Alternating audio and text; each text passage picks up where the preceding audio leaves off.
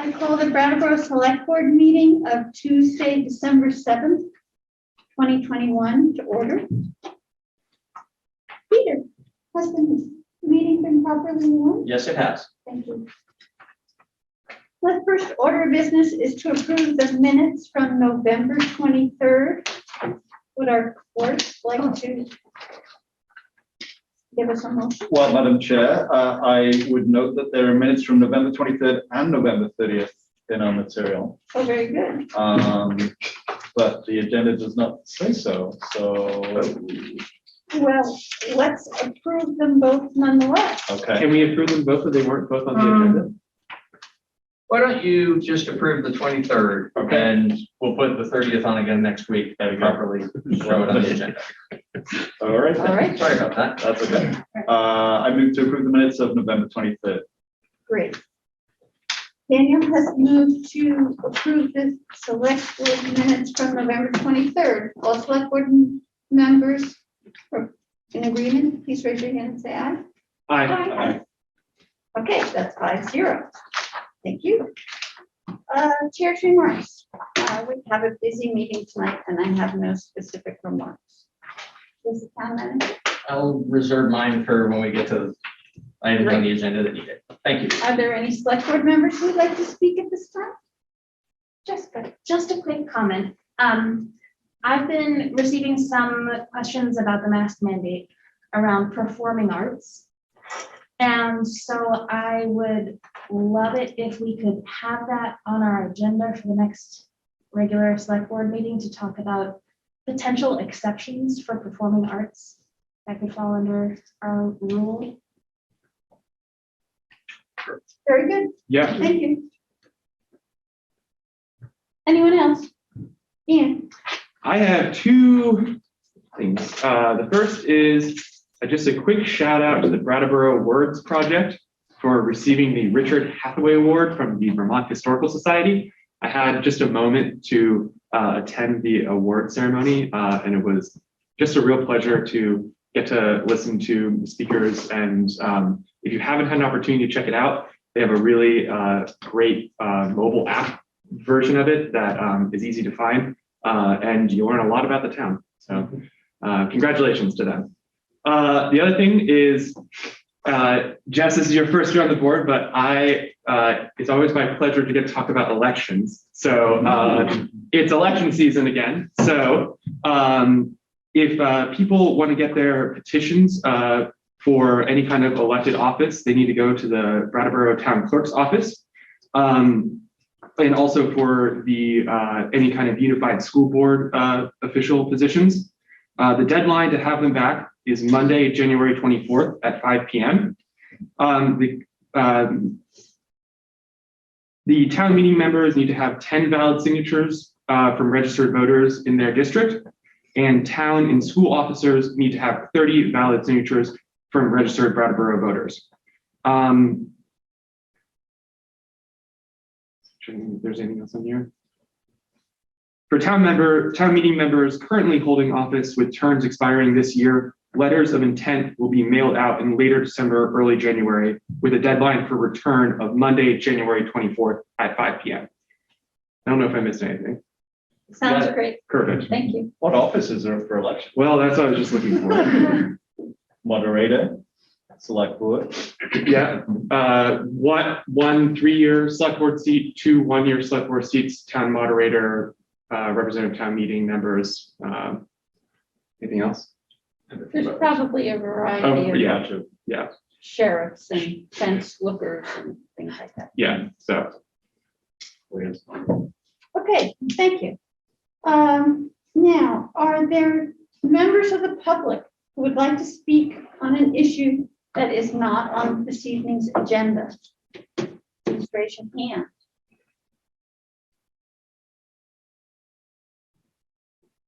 Oh, I see a hand. I can't see who it is. This would be Kurt Dimes. Good evening, Kurt. Good evening, Madam Chair. Good evening, everybody. My name's Kurt Dimes. I'm in District 2. I work with Brattleboro Common Sense on many issues here in Brattleboro, especially climate. And I've become aware of a lag between what the scientists say and what government and people are aware of. I'd like to bring it to your attention. The public is in Brattleboro very much attuned into, there's a problem with the climate. But the scientists aren't just saying that. They're saying that we have to take drastic action. This is the kind of words they use: drastic, unprecedented, revolutionary, and so forth. That's the kind of action that the scientists are taking.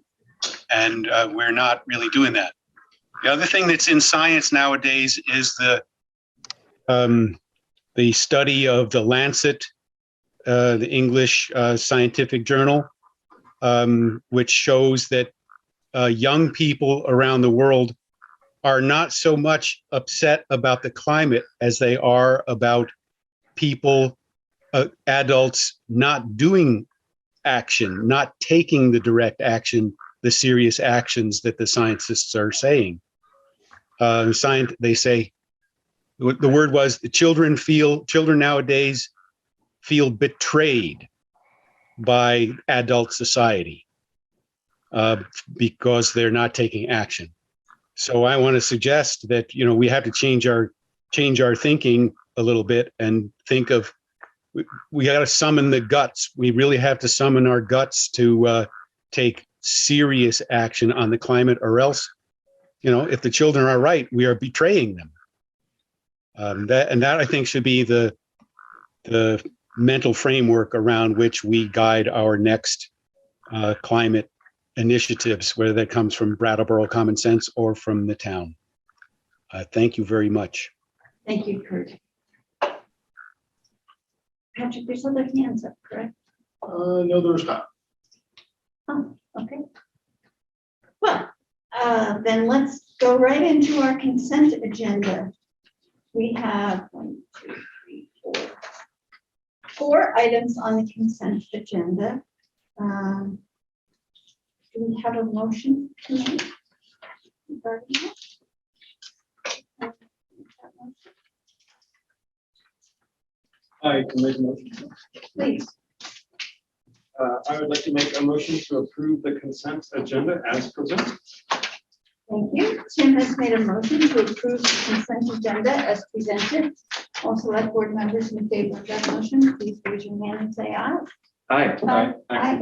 All right, 5-0. Thank you very much. Who would like to make a motion to convene as liquor commissioners? My favorite thing. Jessica. I move that we convene as liquor commissioners. Great.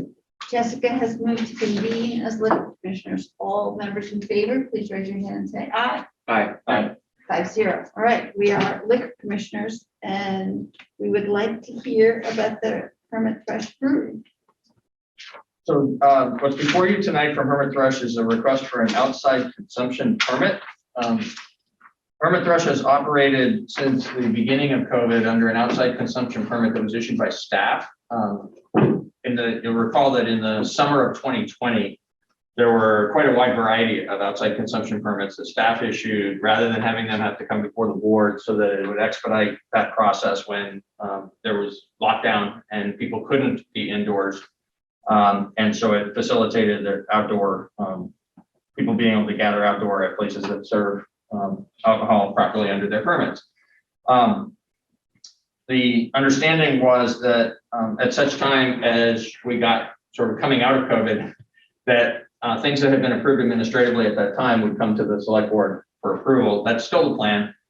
In the meantime, new applications now, we're further on, and so new applications are coming to you in the normal process. And this one is a new application because while Hermit Thrush had operated for the better part of a year, maybe a little over a year, with 2 locations in the High Grove parking lot, the state indicated that the one that was further north would need to be eliminated, so that there would only be, under the state statute, there's only 1 outdoor consumption area allowed per permit holder. It has to be a contiguous area. So while the prior setup actually worked pretty well, it's not allowed any longer by the state. We've had communications with Hermit Thrush, and with the neighbor business and others around the balancing act of everybody's interests there at the southeast corner of the high growth lot, as well as looking at the safety of entering and exiting that lot. And we believe that what is proposed here and what we've allowed to be put in place, it'll be removed if you don't approve this tonight, but we've allowed, rather than taking all those Jersey barriers out of the parking lot and then having to bring them back, we allowed it to be set up in the way that is intended by this application, which keeps the entire outside consumption area contiguous and immediately outside of the front door of the storefront for Hermit Thrush Brewery. So staff has reviewed this. Staff has actually participated with the applicant in the creation of it. We recommend your approval, and my understanding is that Chris Gagne is planning to be in the meeting and could be available to address the board if you'd like. Great.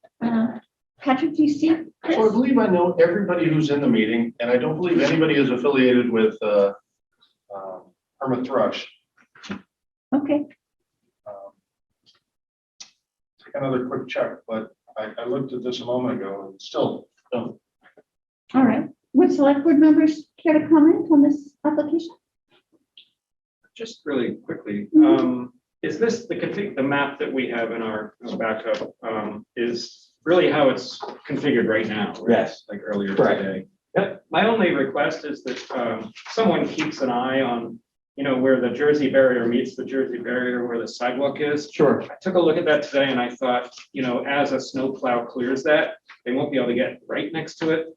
So a little snow will build up there, Mhm. and that snow melting will create Ice on the hill. head right down Yep. towards the sidewalk. Yep, that's a great point. We'll make Just sure we something to keep an eye that. on. Thank you. Because there's zero room between the Jersey barrier and the sidewalk. Right. Anyone else? I have Oh, yes. a question or a thought, or maybe something for further staff consideration is, so outdoor consumption in public spaces generally is frowned upon, Mhm. right? I'm curious, is this a long-term plan and solution to have folks drinking alcohol in the full view of the general public and like in a public space? Or is it a temporary thing? If it's a long-term thing, I think it's worthwhile to have a discussion maybe in the planning commission Yes. about what is appropriate and what is, if there are any design regulations like screening that we want to address Right. in future. Thank you. Yes, exactly. It's both. So what's before you tonight would be short-term. It would be for this winter. The applications, all liquor related applications have to come to you again for renewal for April 1st. And our intention is that staff will address the parameters within which staff recommends, and I believe it's actually being driven by some prior consideration of the Planning Commission, although perhaps there would be some additional Planning Commission consideration before April. But where, how to approach this for the longer term. We do want to encourage more parklets, actually, getting this activity out, even, you described it as being in full view of the public. Indeed, the goal actually as part of sort of livening up the outside spaces in downtown is to actually encourage more use. We have just the 2 that have been actively used this year. We had several, but only some of which got actively used last year. So the goal is to promote more parklet activity in the downtown area, but there need to be some rules around that. And when we did it on the fly during COVID, it was very much on the fly without established rules. So we'd recommend your approval of this tonight so that they can continue to use it for this winter. And then you will be addressing this in the next few months. And so we'll be addressing the full land use change. Exactly. The perspective that says, we want to have these, and here are the boundaries within, not physical boundaries, but the parameters within which we will allow this use or encourage this use. Great. Any other comments or concerns? And are there members of the public who would like to speak about this? Seeing none, I'd be happy for the liquor commissioners to propose a motion. Daniel? I'll do it. All right, I move to approve an outside consumption permit for Hermit Thrush Brewery at 29 High Street. Great. Daniel has moved to approve an outside consumption permit for the Hermit Thrush Brewery at 29 High Street. All select board members in favor of this motion, please raise your hand and say aye. Aye. There we go, 5-0. Thank you. All right, who would like to, Jessica? I move that we adjourn as liquor commissioners. Great. Jessica has moved that we adjourn as liquor commissioners. All in favor, please raise your hand and say aye. Aye. Okay, 5-0. Thank you. All right, new business. Peter Elwell, please tell us about the Civil War Monument. Thank you. As I do that, I'm going to ask that members of the Civil War Monument Committee who are in the meeting, Curtis is already popping up. Good evening, Curtis. Joe Rivers, I'm expecting also in the meeting, and there may be others. So please, if you're a member of the committee and would like to have your camera come up and be a part of this discussion, raise your hand so that Patrick knows to send you that invitation to join. I'm pleased to present on behalf of the committee, and the committee members I'm going to name in a moment. They're listed in the memorandum dated December 1st that I provided to you as part of the backup for the site this evening's meeting. Pleased on behalf of the group of us to initially present this, and then I'll be I'm hopeful that there will be some additional contributions made by members of the committee, because this was very much a collaborative effort. And I think that part of this is very important. Equally important is that it originated with some social action by 3 students at Brattleboro area middle school, who were among many students who had worked with Joe Rivers, a social studies teacher at the school. Over a period of years, Joe had worked, he can describe to us more fully, with different classes and quite a number of students doing research around this topic, about the Civil War Monument and about the service of Brattleboro folks in the Civil War. And they had discovered some information that was missing and some information that was incorrect on the Civil War Monument. And 3 students, Avery Bennett, Priya Kitzmiller, and Annabelle Thies, said to Joe, we need to do something about this. How do we get the town's attention on this? And Joe and I had worked together a few different times on different school projects related to sort of civic awareness and town government. And so Joe set up a meeting where the students came and said basically the same thing to me. They presented me with the research that had been done and said, what can the town do about this? And so we talked about what the town could do about it and set on a path that brought us here tonight. It was important as we moved forward to make sure that there were perspectives from the community that were part of the effort to decide, in the first instance, make sure that we had the information that we needed in order to determine a proper course of action. And then in determining that proper course of action to first think about what would be what we would recommend to the select board as the town's action in this matter. And once it became clear that we thought an interpretive and corrective plaque was appropriate, then wording that plaque continued the collaborative effort. And at every step along the way, this was something that the 8 of us actively participated in together. The 7 participants are the 3 that I named, the 3 students that I named, Avery, Priya, and Annabelle. Joe, their teacher, Curtis Reed, the executive director of the Vermont Partnership of Fairness and Diversity, Mel Motel, who is executive director of what was at that time the Brattleboro Community Justice Center and is continuing to do important restorative practice work as part of the Youth Services Organization now, and John Hagan, who was at that time the president of the American Legion. Together we worked on this over the course of about 14 months. And arrived earlier this fall at the recommendation that's before you this evening. We felt that it was very important, based on this being primarily a matter of racial justice, although there is, as you've seen in the materials, there is a broader social justice aspect to it, because those who were overlooked included people who were working class and people who were substitutes for more wealthy individuals who paid in order to not have to serve in the Civil War. But it is primarily a racial justice matter, as it is clear that the African-American soldiers who served were excluded from recognition in the monument. So if it's okay with the board, I'd like to actually just read the text that we propose to be on a bronze plaque that would be mounted on a granite block, about hip high at a tilt. If you can imagine sort of those kinds of signs that you see often in parks or in other historic sites where you're gaining information about what you're looking at when you're in that spot. So this would be placed next to the existing monument, and it would say this: "This soldier's monument was erected to honor the men of Brattleboro who fought during the Civil War. The design for the memorial was created by George A. Hines and Charles Henkel. The granite for the monument was quarried in nearby West Dummerston.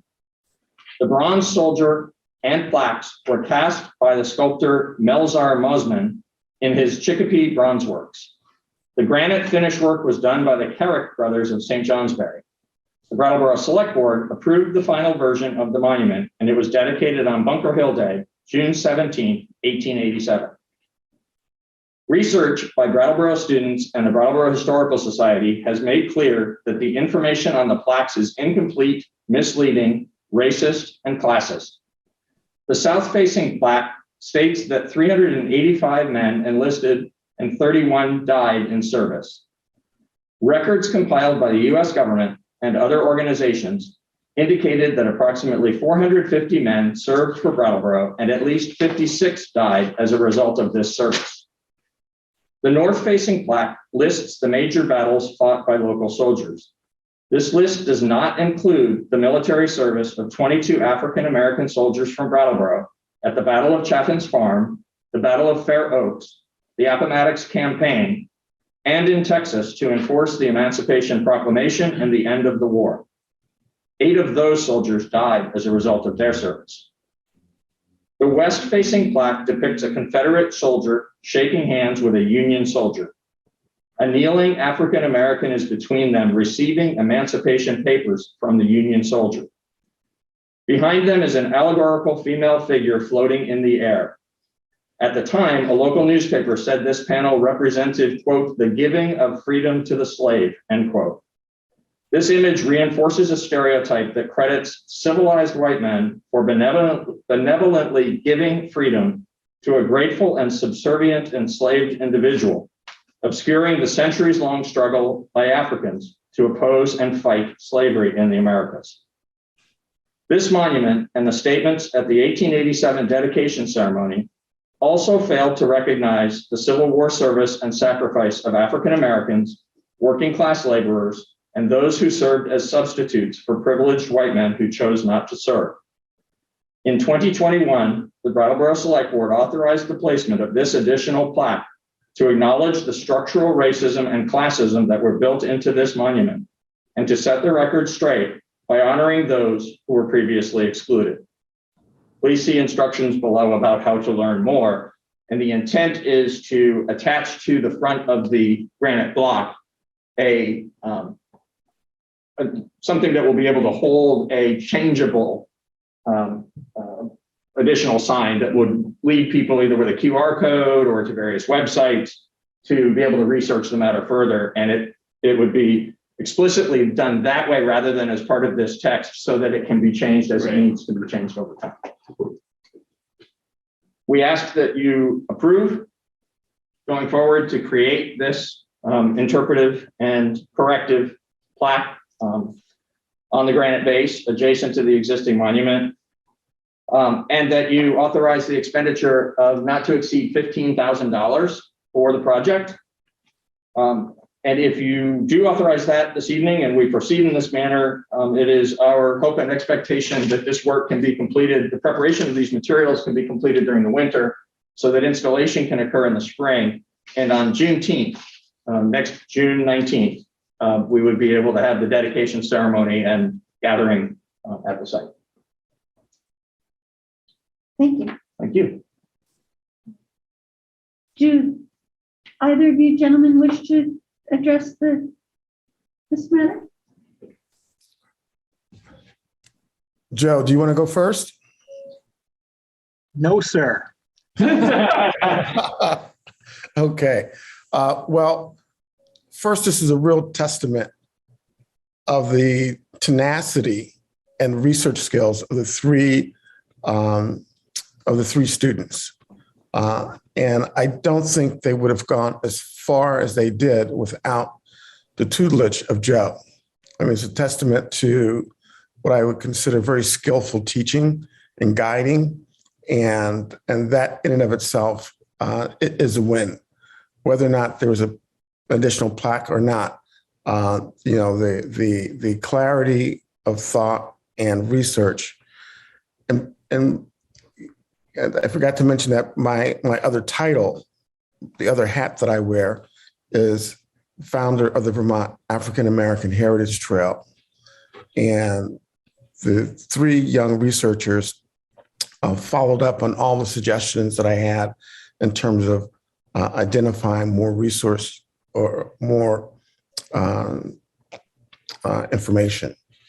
So I think that it's a brilliant idea to bring a Juneteenth celebration to Brattleboro with the unveiling of the plaque. Again, it is the telling of Vermont's history as it relates to African Americans, and so I fully support this initiative and applaud the work of the three young researchers and Joe Rivers. Thank you. Thank you. Mr. Rivers, would you like to speak? Yes, I'd like to point out that this was really a process that took a little over 6 years. It began when the American Legion contacted the Brattleboro Historical Society around an anniversary that was coming up. And then the request was that they weren't sure whether those numbers on the monument were accurate, and they asked us to look into it. And from that, this journey has taken place, and we've involved over 150 students over the course of time in different aspects of doing the research because we needed their help and support. I am a member of the Historical Society, and we're a small organization, and frankly, the students are more adept at digital research than many of us are. And so we appreciate their efforts, we being the Historical Society, and we've been working in conjunction now for many years, the public schools and the Historical Society on projects like this. Here mostly if you have questions about anything, and certainly appreciate this exercise in civil government, something that my students have been able to learn from and participate in, and that's been because of Mr. Elwell's support. So I certainly thank him for that. Great, well, thank you. Do select board members want to comment? Please. Yeah, I have a couple prepared remarks, actually, which are mostly just thank yous. So I'd like to begin by commending Annabelle, Priya, and Avery for their work and dedication to drawing attention to this grievous oversight. I want to thank each of them for staying engaged and working with the town to find an appropriate way to honor those forgotten. It is because of your work and passion that future generations will know a more complete and just story of those Brattleboro residents who fought and died defending this union. Further, I'd like to thank Joe for his time, dedication, leadership, and encouragement of his students to question the established historical norms in pursuit of real truth and justice. This would be very impressive in any normal year, but given that the end of this all happened during the pandemic, I am truly amazed. I'd also like to thank the other members of the Civil War Monument Committee Curtis Reed, Mel Motel, and Jonathan Hagan for each bringing their personal and professional experiences to the table to help in drafting of this new interpretive and corrective plaque. Finally, I want to express my gratitude to those 22 BIPOC soldiers and approximately 43 other underrepresented soldiers for their service, sacrifice to this community and to this country. I am honored to be one of the members of the 2021 Brattleboro Select Board who will approve this additional interpretive and corrective plaque. Thank you, Ian. Anyone want to top that? No. I do not have prepared remarks, although I have thought on this matter over the last several days. I just want to say that I was really moved reading this short memo and brief correction, brief but powerful. You know, I think that within these words here carries a lot of meaning.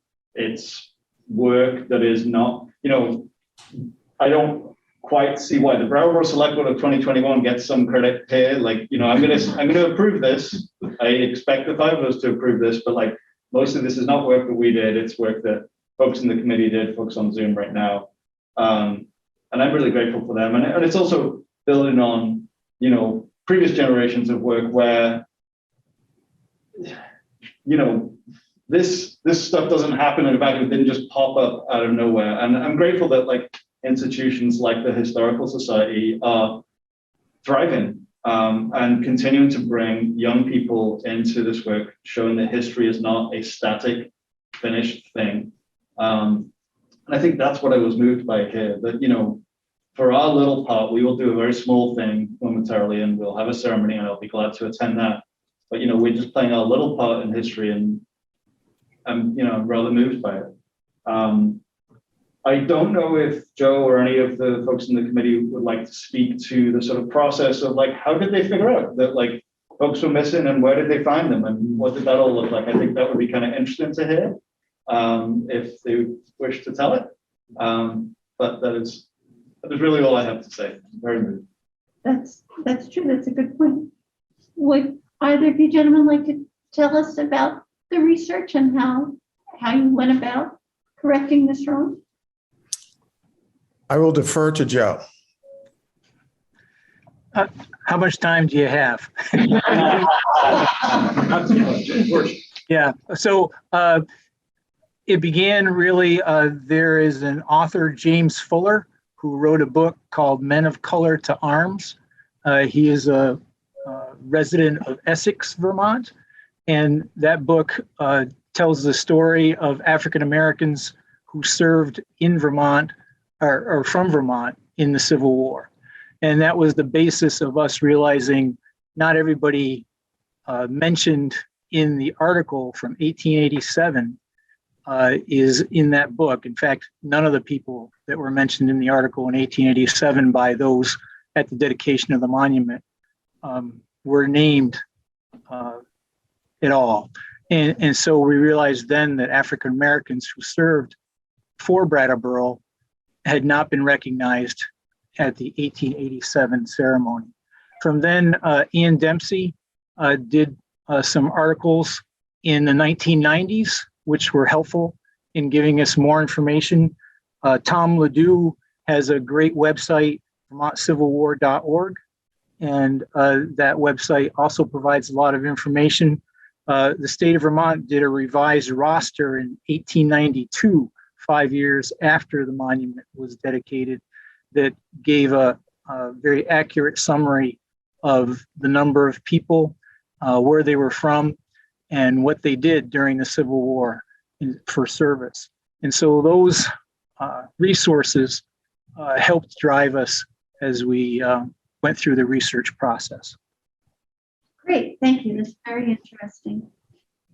Do my colleagues on the right wish to speak? I also, those were very nice remarks, Ian. And I really think that, well, I find it especially poignant for me. I'm also a member of Brattleboro Historical Society, not very active, unfortunately, but someday I hope to be. And I think it's the process being educational, not only for those students. I think it's also educational for all of us because this is a elegant solution to things that were very important and left out of history, while also the monument itself is an important part of history. So our act here, I think, is very educational to future students of history because it shows how a community can come together and correct some wrongs while also recognizing that past leaders and past community members didn't get something right, or perhaps where they were in history just couldn't see what was right to recognize back then. So, and I also I think it's extra poignant that we're doing this on a day that will live in infamy, December 7th, 1941, 80 years ago. So I feel sort of this continuum of history, and just as others have said, I'm very honored to be a very tiny part of it if we do pass this today. So, thank you. Thank you, Tim. Jessica? Yeah. I also just want, Ian said it so well. I feel like it's going to be hard to top that, but great appreciation for all the work that you've done. And I'm so excited to be a part of this as well and to hopefully pass it and celebrate it on Juneteenth. I'm going to say something a little surprising. This work is beautiful and amazing. And the line that really stuck out to me in the plaque text is, this plaque is to acknowledge the structural racism and classism that were built into this monument and to set the record straight by honoring those who were previously excluded. Part of me feels like this is the creative, expressive person who loves interpretive things that are translated not just in story, but in form. Part of me feels like it's not enough, and I would love to see a next step. And that next step would be something that would really take this story and memorialize it, monumentalize it. I'm not sure what the word is, but translate it into something that is visual, emotional, something that would capture the attention almost as much as that original monument, which is in beautiful pictures of Brattleboro and photographs of the sunsets, and it's just epic. And I think it would be so meaningful to have a next step in this process.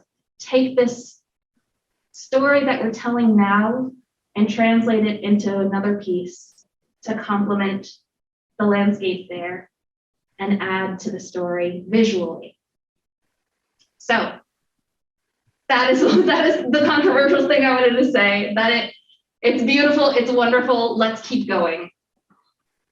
All right, thank you, Jessica. And it's interesting because I know whatever town you go to in Vermont, invariably there's a Civil War monument, and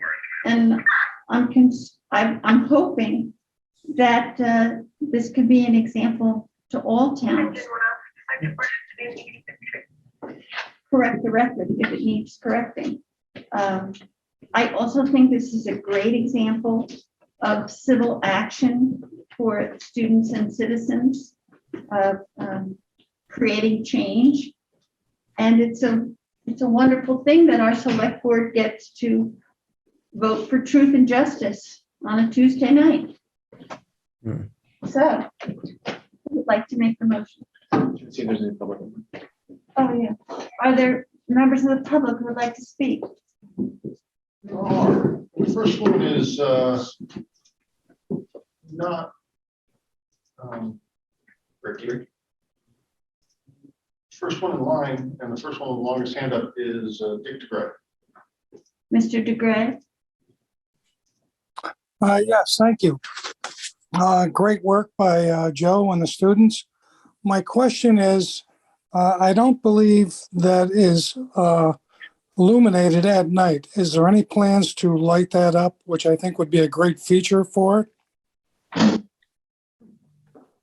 There's not currently a plan to add lighting. Don't you think it would be a good idea? No, the current one is not lit, and there's not a plan to add lighting as part of this project at this time.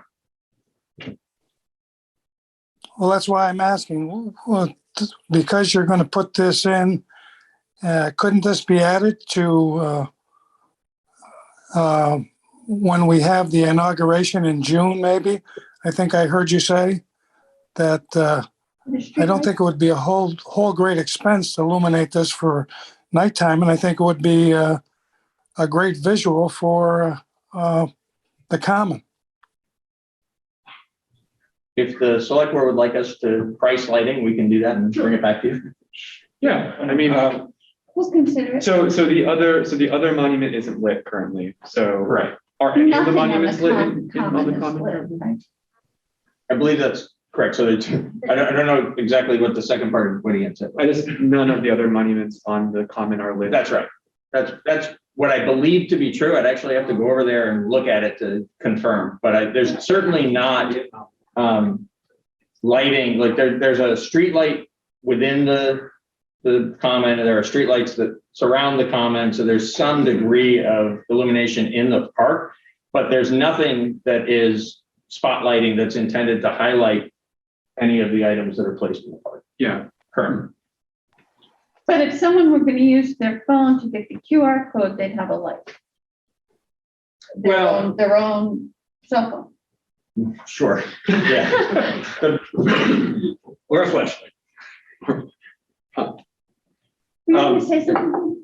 No, Tim looked like he was eager to speak. Well, I think there is some lighting associated with the Vietnam Memorial, correct? But it possibly it's not working. Actually, no, that's a really good point. There is lighting that's embedded in that memorial that, yep. So I think it would just be reasonable to have maybe a quick report on where are we now with lighting and what options might be without making any predictions. All right, thank you. More speakers? Thanks, Dick. This would be Ricky Rosati. Ricky Rosati. Hi, can you hear me? Yes. Yep. Great. So I have a lot of questions because I'm confused about different aspects of this. And I don't know why I'm trying to turn on my video, but it says that the host won't let me. But there I am. Hi. So I looked at the meeting minutes, and I'm sorry I came in at like 6:37 today. I was late. I didn't know what happened earlier, but I looked at the meeting minutes for this meeting, and it said that on December 1st, there was a memorandum with more of a description for what the new memorial would include. And I looked on the select board minutes and agenda notes, and there was none posted online for me to see. Because like I would like to see a drawing or something like visual of what the plaque is going to look like before it's approved. Has that been shared at all? There is not a drawing currently. There's the text. The item will be is proposed to be a granite block that would be just less than 3 feet high with a slanted face and a bronze plaque with this text on it applied to the slanted face. What exactly is the text? Because I don't see that worded in the minutes either. Could we let Ricky know where to find this? Because Sure. So yes, I mean it's with the select board backup in the, which is under draft minutes and supporting documents, right? Not the agenda. But it's not published online Yes, it for is. the public to see. It has been there since Friday. Where, So you go to select board, draft minutes and supporting documents, and then it's annoyingly reverse chronological. So you got to go all the way to the bottom, and then you go to backup material. Thank is you. it for 11/16/21? Because that's the most recent one. No. It's for this evening's meeting. It's the backup materials for the December 7th meeting. I looked at both the agenda and administrative report for today, and that's not in either of them. Yes, it's also mentioned in the administrative report. The exact wording? No, the exact wording is in the detailed backup materials that are referred to in the administrative report. And I read it a few minutes ago in this meeting. But it is, the full text is on the town's website with all the other backup for tonight's meeting in the location that Daniel described. Mail Ricky the link. I'm looking where he said, and I don't see it, but I guess I specifically just want to know, are the names of all the soldiers going to be written? Because I think that we should honor them by their name and not counting them as a number, because they're human beings, they're not numbers.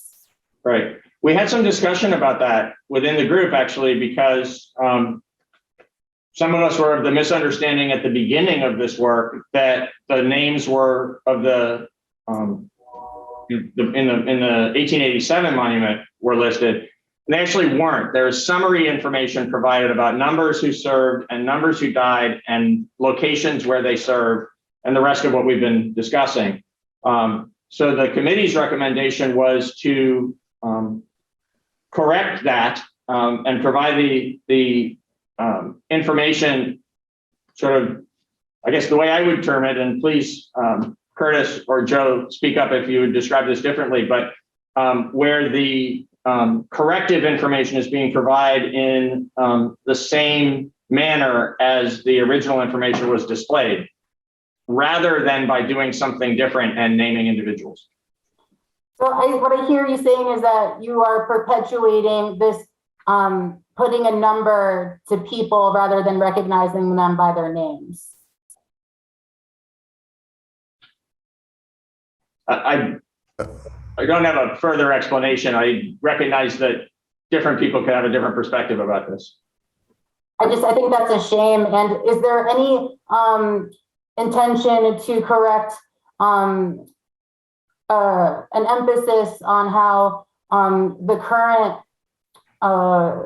image of the Confederate and Union soldier shaking hands and giving a document to the person of color on his knees? Is there any intention to try to clarify about how slavery was never abolished in the Vermont Constitution? I can reread that section of the plaque if the select board would. Yeah. Allow. I think Ricky's asking about referring to the abolishment of slavery in the Vermont Constitution specifically. Yes. Well, if I can say something briefly, that the intent is to eventually have a QR code that would provide all the detailed information and documentation for the plaque. I mean, that's good for people that have access to that technology, but I would like there to be a more accessible, clear, simple statement that slavery is still trying to be abolished in the Vermont Constitution. I think that should be public information. And if I know I have other questions to continue as well. Please continue. So I'm also curious about, like, in this plan for like reconciling with this trauma, is there any plans for paying the bountied soldiers that were never given their contract dues, which is about $6,145.60 per contract, which, if I heard correctly, if there are 22 total soldiers missing, I'm guessing that means that there were 22 soldiers that weren't paid. And so that total sum would be $135. I'm sorry, $135,000, $203.20. Perhaps Joe could speak to any records that we have or whether we don't know about any Civil War pension that might have been paid, but that would be a separate question. These are individuals who were definitely well documented to have been Civil War soldiers, but were not recognized in Brattleboro by those who created the Civil War monument in Brattleboro. So the corrective action we're taking in Brattleboro is to make sure that omission is corrected. Were they paid their contract dues?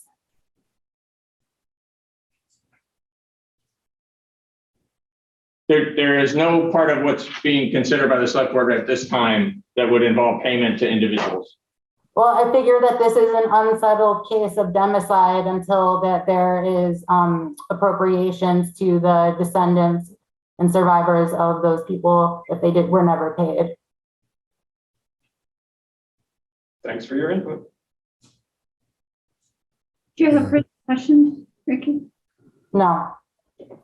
Well, thank you very much for your input. One more, there's a John Watkins.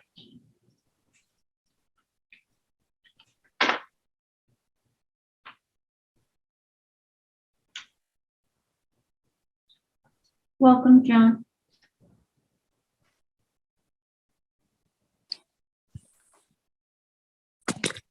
Hello.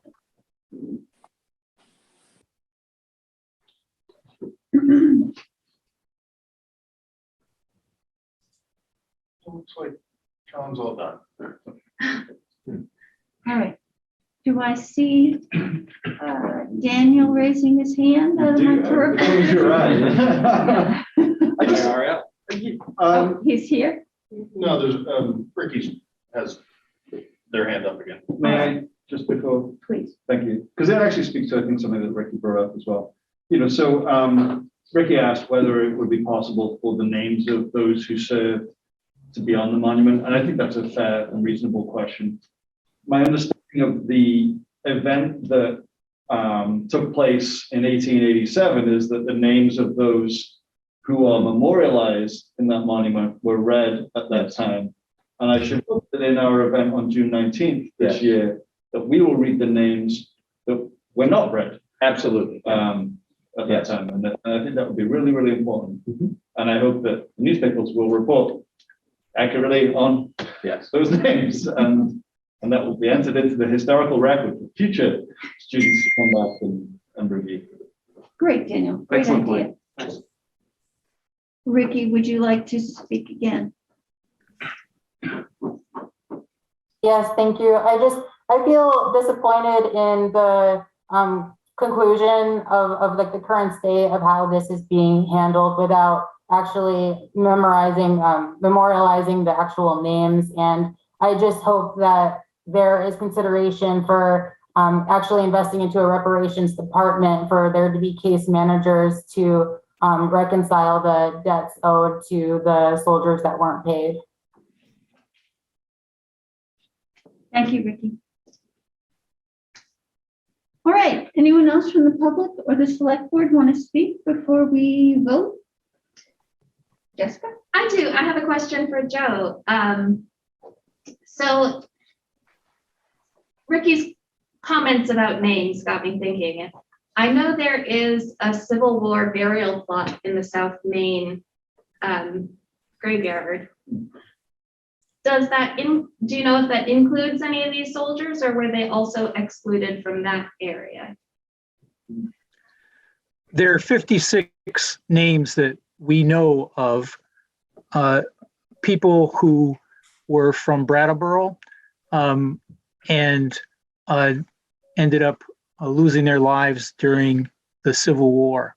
The soldiers who were buried at Prospect Hill Cemetery are soldiers that were at the hospital that was at the location where the high school and middle school and career center are now. And they died while in the hospital. And those are soldiers whose bodies were never collected by their families or towns. None of them were from Brattleboro. They were from other locations and were buried here. And then they were actually buried at the hospital initially and then moved to Prospect Hill after the Civil War ended. But they are not considered part of that list of 56. Fascinating, thank you. Daniel? I love history. You do? I'm learning. If so these 56 people who died in service during the Civil War, they died elsewhere. At that time, if you died in battle, would your body have been brought back to the town where you came from? Like, where are the bodies of these 56 individuals, if we know? Most of them are not in town. If a family was able to travel to collect the remains, they did so. There were families who got on the trains and went down to Virginia and brought back the bodies of their sons and husbands. But many were buried at the battlefield site. And so not many of those 56 are interred within Brattleboro. Great, thank you very much. One more person. We have another question from Gary Stroud. All right, we have another questioner.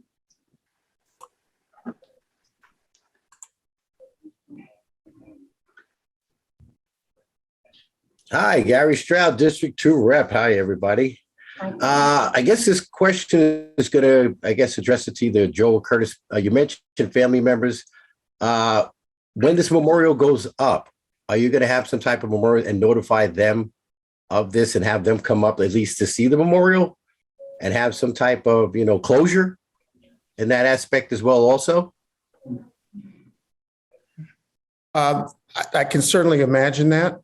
We're doing it on Juneteenth. And to have a celebration, both of the reading of the names and if there are any descendants, that they would be present as well if we can locate them. We've had two, we've had two dedications of state historic markers on the African American Heritage Trail, where we were able to locate the descendants who came for the unveiling of the state historic marker. It's not an easy job, but we will do our best at locating them. Well, if you need any help, I'm willing to help you out. I mean, I think families need closure, no matter who served in what war. And I think that's the right thing, so that people could have that peace of mind and that peace of rest, knowing that they were honored in the right way and correctly, and that they served, knowing that this was for all freedoms and not just one particular freedom. Thank you. Okay, thank you. All right, would someone like to make a motion? I'll make a motion. Yep, I move to approve the proposed wording for a corrective and interpretive plaque at the town's Civil War monument, and to authorize the expenditure of up to $15,000 for the creation and installation of the new plaque. Great. Ian has made a motion to approve the proposed wording for a corrective and interpretive plaque at the town's Civil War monument, and to authorize the expenditure of up to $15,000 for the creation and installation of the new plaque. All select board members in favor, please raise your hand and say aye. Aye. 5-0. I want to thank you, gentlemen, and your students and the committee, and thank you, Peter. Good evening. Thank you. Thank you. You're welcome. All right. RTM Steering Committee recommendations and requests. Is Millicent with us this evening?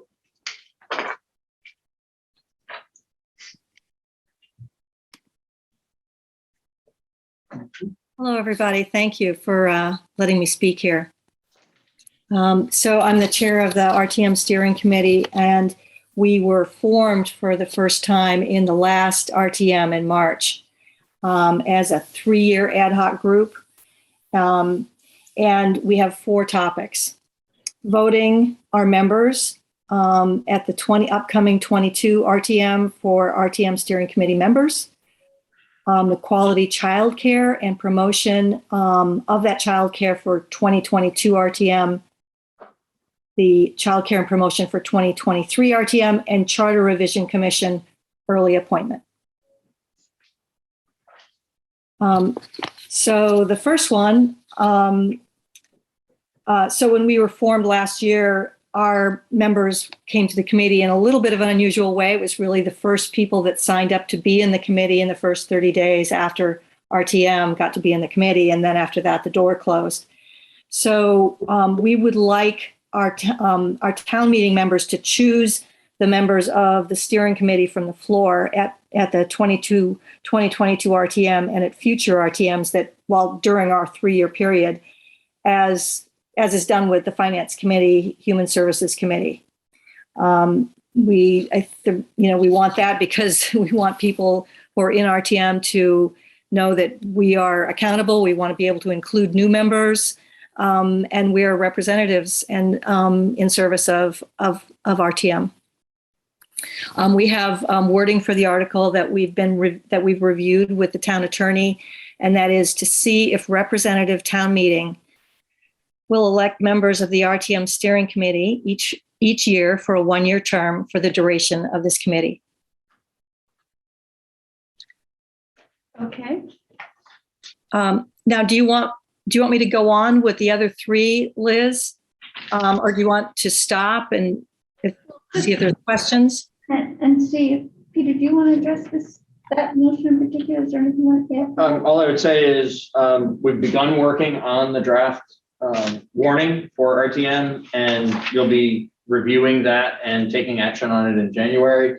And if you would like this item to be included in that draft warning, we do have the language just exactly as Millicent just read it, and can include that so that it's there when you're reviewing the warning. When would you prefer, sorry, Liz, Yeah. when would you prefer questions about these things? As we go or at the end of Millicent's presentation? I think we should do it topic by topic. So now? So now. Okay, good. I have a couple of questions. Okay. So some committees formed by RTM have a limit on the number of people in the committee, I think. Is that accurate? I need to look at the charter. I think my recollection of voting on committee members at RTM last year was, I don't know, there was some kind of thing about, there wasn't a limit on the members, whether we would vote on them one by one or whether they'd be voted as a slate. I just recall it being mildly controversial for a minute.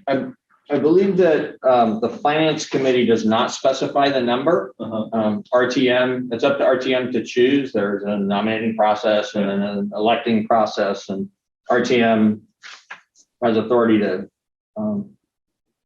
do that at the pleasure of the body. Right. I don't know for sure. Actually, I think I do know for sure that Human Services is the same way, because there have been times when it was only 3 or 4 people and other times when it was more like 8 or 10. Okay. But I'm looking to confirm that in the charter. Like capital grants, there was like a Capital grants, there's always 2 members. Okay. That are, right. That is by charter. Right. It's 2 members of RTM that are selected by the body. Got it. Okay. But like the finance committee is more like pulling teeth. Right. Right. Okay, so I guess I was wondering for Millicent whether she and the committee had considered whether there ought to be a limit on the number of members or whether all are welcome. More procedurally, I was kind of trying to remind myself how these folks are voted onto the committee, whether it's like you vote for a whole slate of people or you do it one by one. Right, yeah, we did discuss that. A couple of things. We have a very large committee. And some could say it's too large, but we don't know what's going to happen next year. We also don't know how many we need. We're still defining, what our job is to contribute to the community in some ways. And we don't know what will happen next year. And the mechanism for voting, a certain number when we're just starting off seemed like it could be complicated at RTM. We don't want to take a lot of time. So we decided we would like to start off with a really simple approach that people in RTM understand, because they see they see the way this works with the voting for finance and human services. So we thought, it's understandable to people. And then we'll see what happens next year. If we need to refine the way that our membership is formed in the second year, we'll learn that. And we're still learning things on this committee.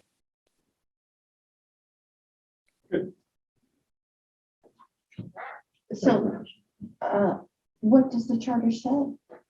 I don't see reference to either Human Services or Finance Committee in the charter. So the one that is specified for 2 seats is Capital Grants Review. The others are been created by RTM and are populated by RTM each year. Are there any more comments, Tim? Yeah, this feels like RTM business. I mean, I wouldn't be opposed to anything. I might just throw out that my only concern might be that in the wording, and this was from the floor in non-binding business, correct? That's correct.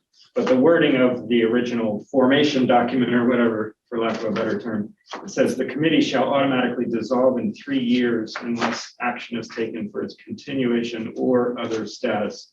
So I'm just wondering if anybody who was in favor of the original motion might be offended that after only 1 year, has it been 1 year? That you're reconfiguring the membership.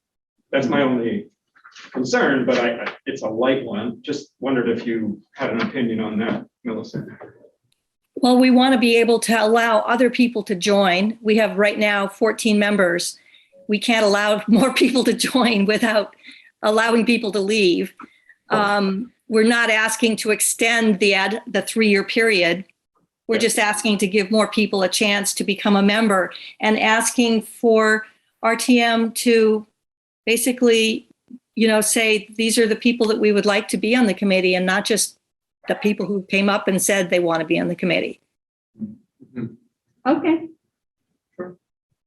Any more comments? Yes. Yeah, I just wanted to say thanks to Tim for that little reminder that this is sort of RTM's business and our business is to put it on the warning. So thank you for that. All right. Have to pontificate. Do you want us to vote on this now? Or do You gotta. You don't need to vote on this now. If you don't object to this being in the first draft of the warning, we're going to put it there. And then you're going to work with this item and all the other items in that warning to make it your warning by the time you approve it at the end of January. Great. All right. Patrick. Yes, Patrick. Ricky Rosati, yes, Andrews. Great. Ricky?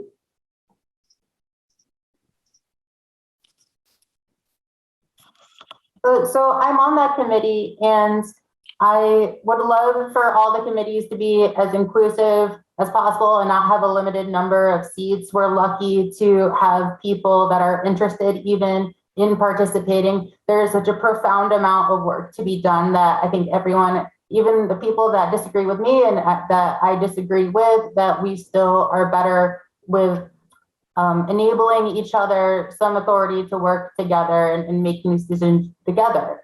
And I regret how conservative the proposal was for the request just to pass lunch, because we know that the meetings for the last at least 3 years have been like 2 days from like 8 a.m. to like after 8 p.m. So I would just like love to see generosity and by amending the proposal to include breakfast and dinner and snacks as well. Do you have a comment, Melissa?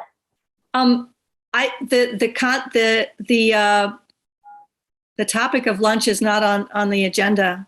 I saw from what I was reading on the notes that. I mean, on today's agenda, that's not part of this presentation. We haven't, there's work to do on that. And so we are still working on that. In the warned agenda for today's meeting that I was reading, lunch was part of it. So I just wanted to share that. Yeah, we received it. That's going to be for a future agenda for not discussing it today. In a future agenda. Yeah. Okay. Is that all, Ricky? I think so. Okay. Okay, Millicent, would you like to discuss the child care issue? Yes. there's two childcare issues. One is for the 2022 RTM, and one is for the 2023 RTM. I'll just describe what they both have in common. The history is that childcare for RTM attendees was first offered at the 2019 RTM. It had been improved in other business the year before. So it's been in place for 1 year, and then we had COVID. So then childcare was kind of a moot point during those two RTMs. The need for improved childcare was mentioned in the survey that we sent out to people to have improved. They wanted improved quality of that childcare, and the people who mentioned that said that a variety of things. Either they didn't know that it was offered for the in-person RTM meetings, or perhaps they took advantage of the service and found that it was missing some things. Perhaps, like the caregivers were reading iPhones or something, were distracted. There weren't enough activities that were organized. It needed more outdoor options, snacks, and so forth. There are a couple of, I'm sorry, I'm looking. So we don't know how much money has been set aside for 2022 for the budget. We believe that there has been some, but we just are asking that the town would expend the funds necessary to provide care that's going to be, high quality, that will really engage the kids and give them good care. I'm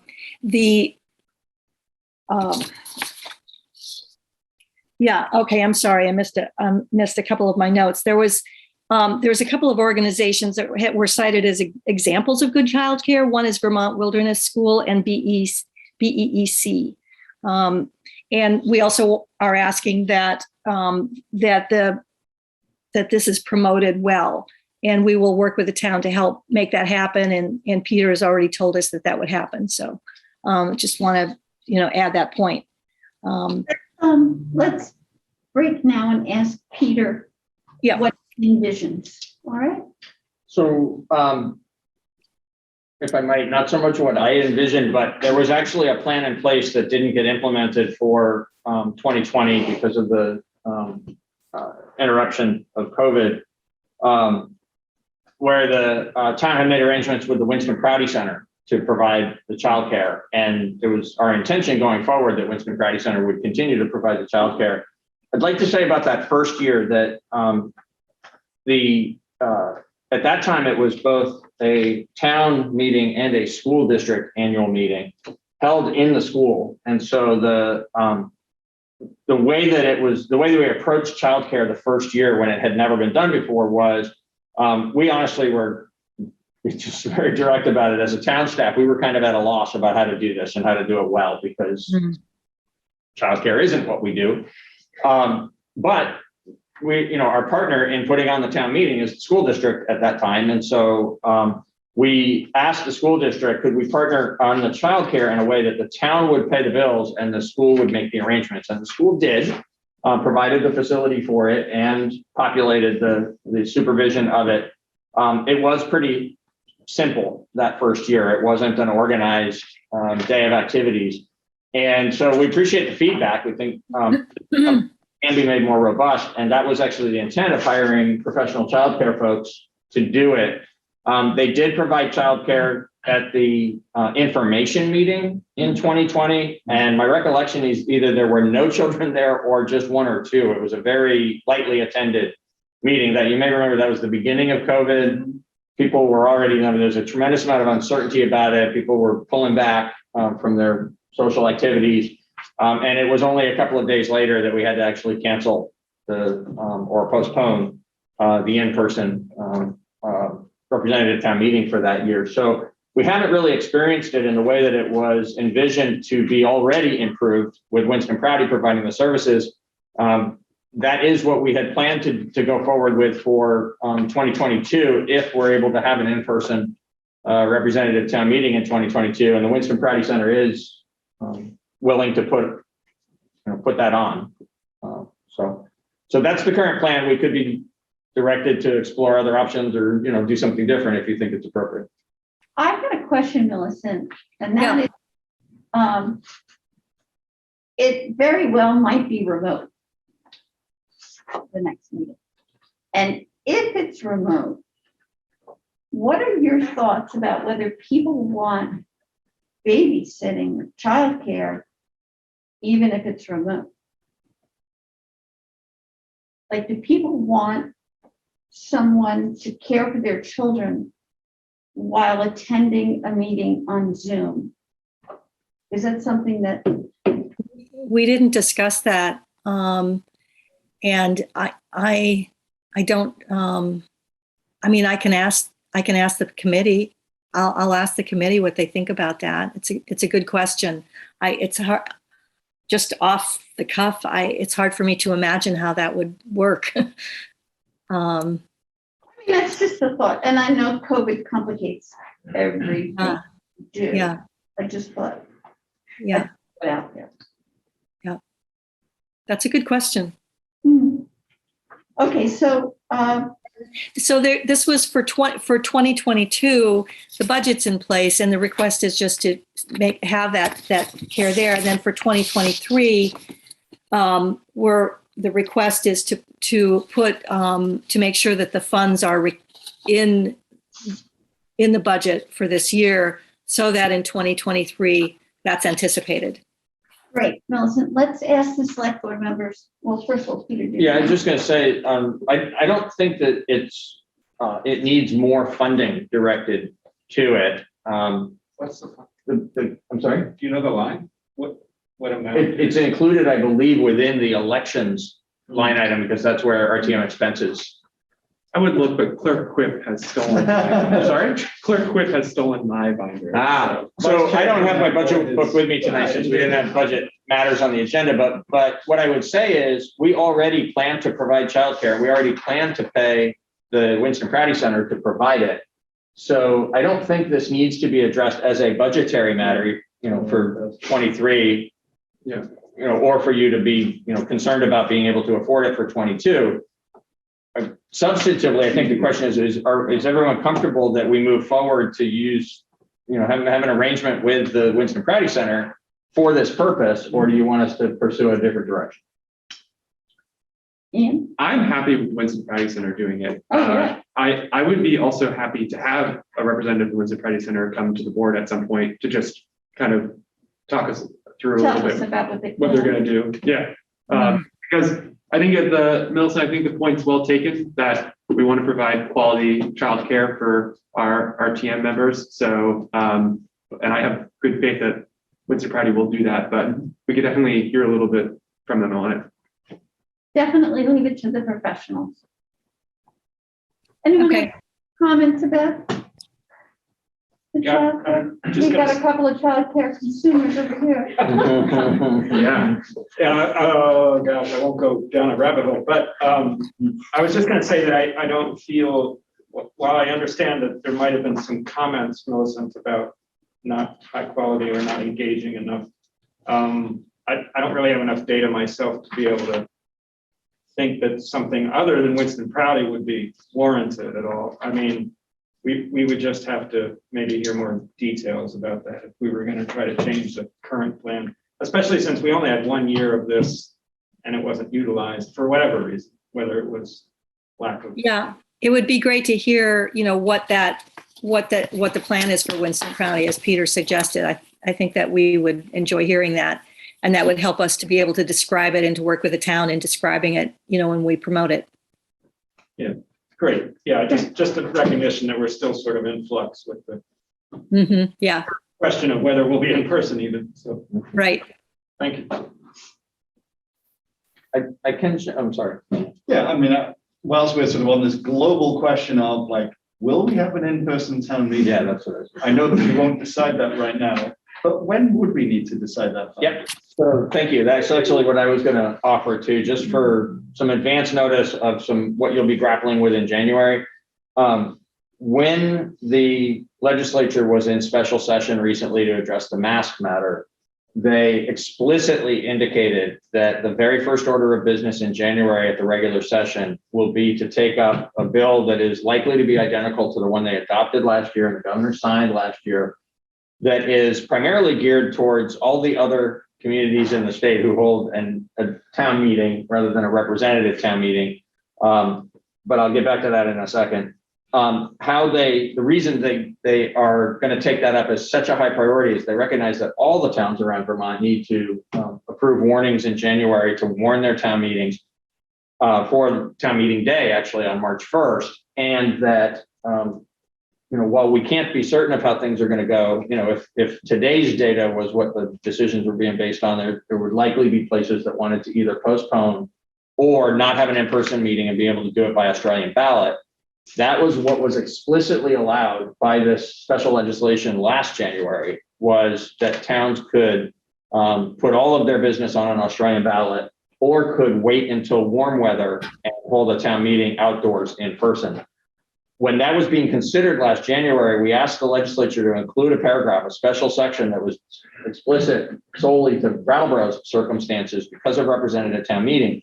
For an open town meeting, you can't be on Zoom because there's no way to control who's in the meeting and voting on matters. And since, having voter registration is important to who's voting on matters, the only place in the state that can hold an all Zoom town meeting is Brattleboro because of representative town meeting. We have a controlled universe of people who have been elected to be in that meeting.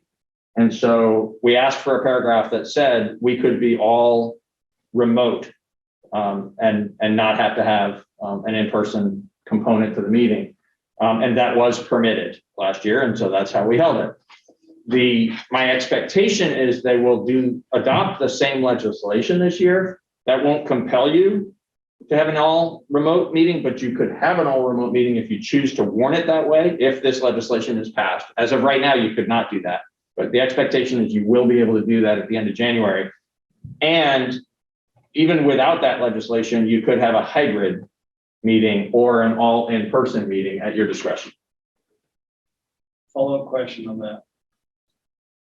We are able to find out the wishes of town meeting members on this matter legally or no? Yes, I believe you can as a matter of scheduling, right? So there's an exemption. You can't poll a body on a matter that's a matter of policy they're going to determine by voting on it, but you can poll a body on scheduling matters. And I believe sort of putting a toe in the water on the question of remote, hybrid, or all in person is something you could put toe in the water on. I will say though, I think it's important. You're going to make this decision together with Yoshi. Patrick is here tonight. He will be here in January, and he's the best equipped person to tell you this, but I'll say so on behalf of staff right now. Hybrid would be extremely difficult. It has worked for these meetings because there are 5 of you. Being in a hybrid meeting for 140 people and trying to keep any kind of flow and organized process would be extremely difficult. So while it's an option, I think you really are going to need to choose between being all in person or being all on Zoom. Okay. And just want it noted that I would really like us to ask town meeting members what they want to do. Well, I think it's a combination of what town meeting members want and what public health dictates at the time. Well, I doubt we're going to be in that situation where there's a state of emergency. So it's going to be like about risk tolerance. And so I'd just like to know, sort of like the conversation we've had here, what town meeting members are feeling about it. I don't necessarily feel that my thoughts on it will match with the 140 meeting members, and I'd like to ask them because they would be directly impacted. Yeah, and we've already done this. We've already pulled the RTM before on this. So I feel like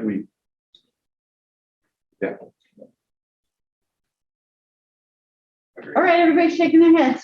So would you like us to proceed? Would you like staff to proceed with that poll, or do you want further input from the RTM steering committee on that question?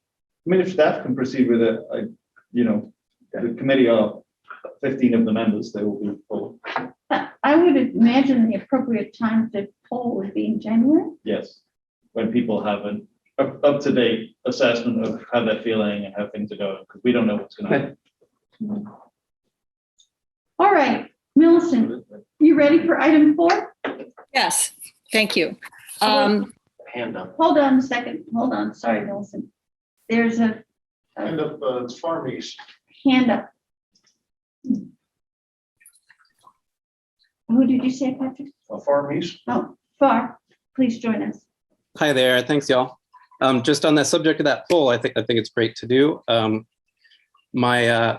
thing that I would ask that you ask in that poll is not just what your preference is, but which, if either of the options would preclude your participation in the representative town meeting.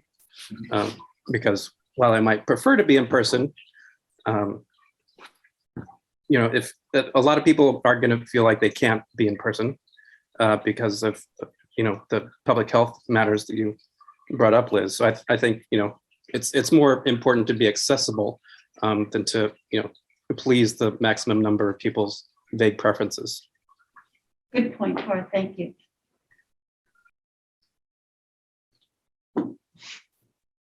All right, Millicent, would you like to continue? Yeah. So there's the committee, RTM steering committee wants to urge the select board to appoint a charter revision commission as soon as possible and perhaps prior to the legally required date. So it's our understanding that the 15-year timeframe means that a charter review commission would be appointed in 2023. We have, in our discussions about trying to help RTM, we've heard suggestions from time to time that are either in conflict with the language in the town charter or that would require a charter change to enact. And that's not our purview to deliberate on those things. So what we're suggesting is that if a charter commission is formed, then we have a place that any of those suggestions can immediately go. Yeah. And Right. Thank you for that. Peter, do you want to comment on that one? I think Millicent has accurately described that there's a deadline that is coming up about a year from now for you to, by that date, have appointed a charter review commission, and it would be at the discretion of the select board if you choose to do that sooner. Thank you. Ian, would you like to discuss that? No, you go. Yeah, first off, Peter, do you actually have a date or like a approximate date what the deadline is? I don't have an exact date. There's actually been some debate about what triggers that in terms of the appointment process that occurs over a period of months. So what I can tell you is that, by this time next year, you need to be appointing a committee. I don't think as a matter of law, I think you'd find there's a debatable point about whether that's an October deadline or a January deadline. That's the way I described approximately a year from now as being your deadline. If you chose to go quickly into this early in 2022, you could. If you choose not to do that, you will need to have done it by approximately a year from now. If I can continue. Please. So, Millicent, I thought a lot about this one because the other ones were pretty clear cut to me. So this one, I feel a little differently on, simply because we have a new town manager coming in just in a month, who's going to have a lot of stuff to handle right away and get his feet under him. And given the charter requirement that the select board has to appoint the charter review committee within a year, I find myself more falling in line of waiting a little bit longer before appointing this committee to give Yoshi some time to get used to being in Brattleboro before he is responsible for giving any kind of support to this committee. And because we all know that it has to happen within the year, I think 6 months to a year of additional time so that everyone's more ready is not a great loss. So that's kind of where I fall currently, and I'd be curious to hear where the rest of the board is on it. May I ask you a question about that, Ian, about the comment that you just made? What is, yeah, so you mentioned, so Yoshi needs to be able to, we didn't think about how the support needed for that commission. So it sounds like you're saying that the commission would need quite a bit of support from the town manager.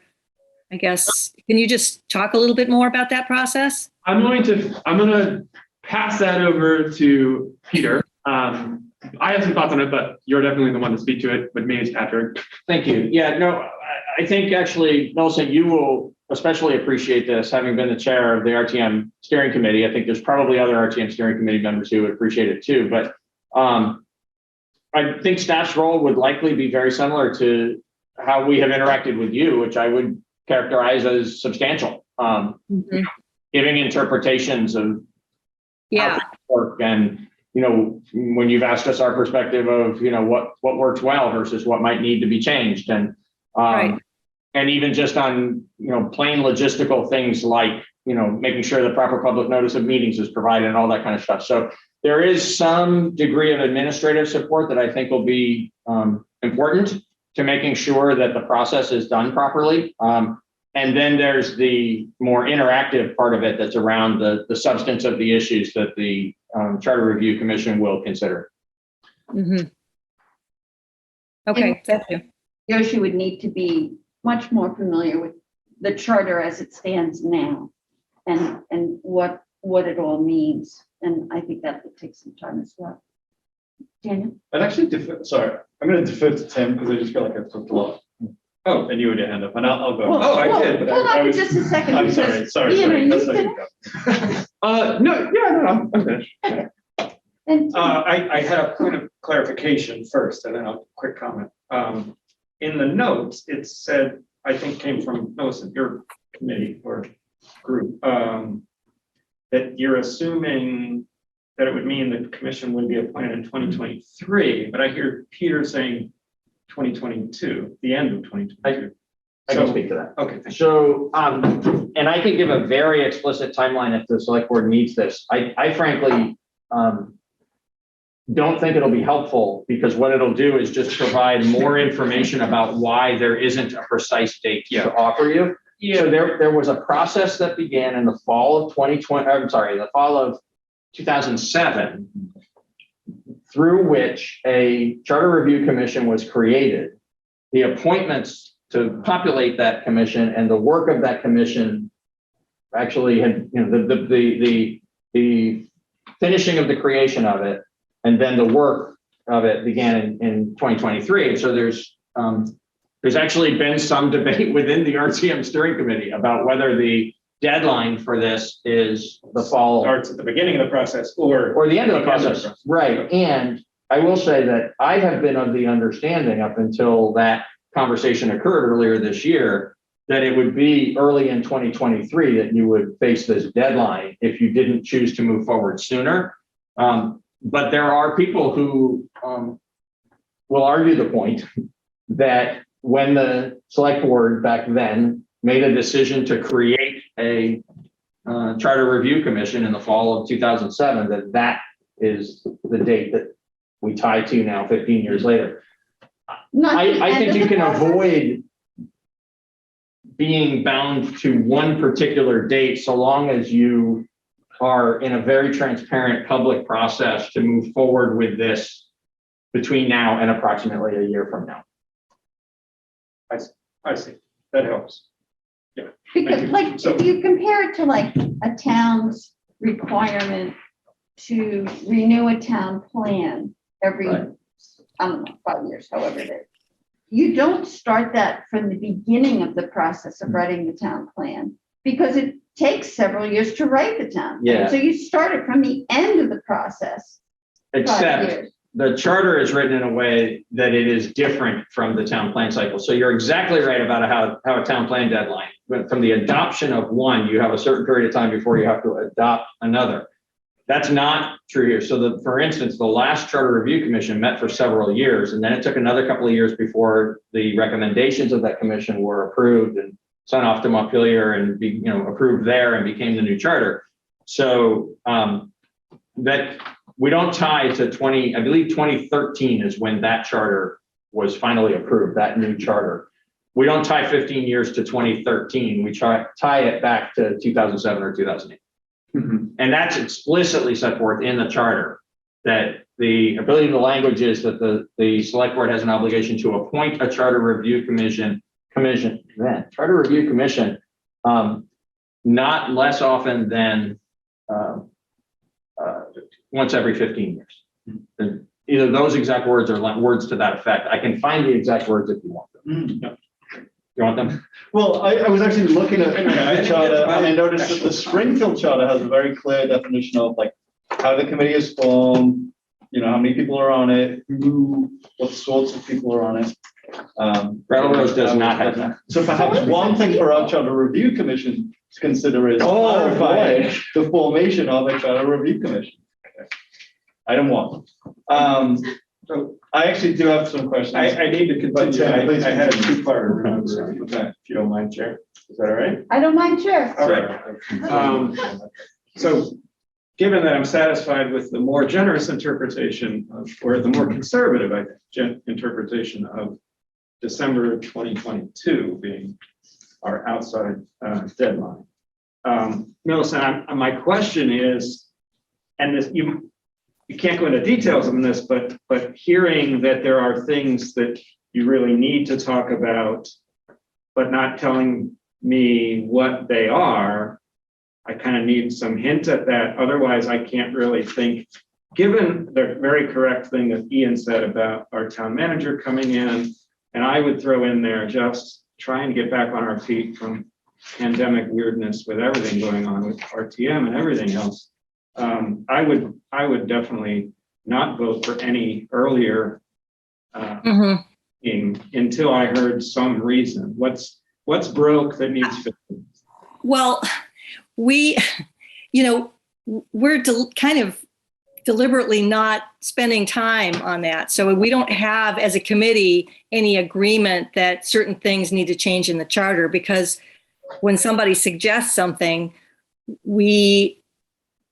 by agreement within the committee, we just kind of said, okay, if we regardless of whether individuals within the committee might like that particular idea or dislike that idea, we just say, put it on the list for the Charter Commission review. So I really can't give you ideas that we all think are necessary. We haven't voted, we haven't deliberated those things to decide as a group that they are necessary. We just see that they've come up. So understood. So given that information, I wouldn't be in favor of accelerating the process. So. We're back over here. Daniel. Thank you. I noticed in Millicent's report that the language used is Charter Revision Commission. I've seen in most other Vermont towns, it's called the Charter Review Commission. Up until today, in my head, it's always been a Charter Review Commission. Review and revision mean different things. Yep. Revision assumes that we are going to take this charter and we're going to change it up. Review is we're going to look at it and see if it works, and if it doesn't, we're going to suggest some changes. Man, it must be just one. So I have found the language, and not going to be happy. Forgive me a unprofessional giggle, but I'm behind my mask having an unprofessional giggle at this moment because the name is Charter Revision Commission, but the empowerment is to review the charter. So, and there's something to fix. So here's the language. At least as often as every 15 years, the select board shall appoint from among the voters a charter revision commission to review the language of the charter and the rights, powers, duties, and responsibilities specified therein. And it goes on from there, but that's which section the crux of it. And so, that is at paragraph H on page 7. Peter, and that's among the voters. It's not among RTM members. That's correct. It's among the registered voters of the town. Do you bring a charter every meeting? I do. I mean, twice, right? I, like Tim, I. And I obviously don't have it memorized, but I have it available. You have less than about At every every meeting. Shannon, you've had more? Yeah, I do have a couple more. So like those of you who have spoken, I am not in favor of rushing into this. I think, I thank the people that have been on this RTM steering committee. In some ways, it's like a sort of proto charter revision commission. And I've spoken with a couple of you during the course of doing your work, and I know that it is not easy work.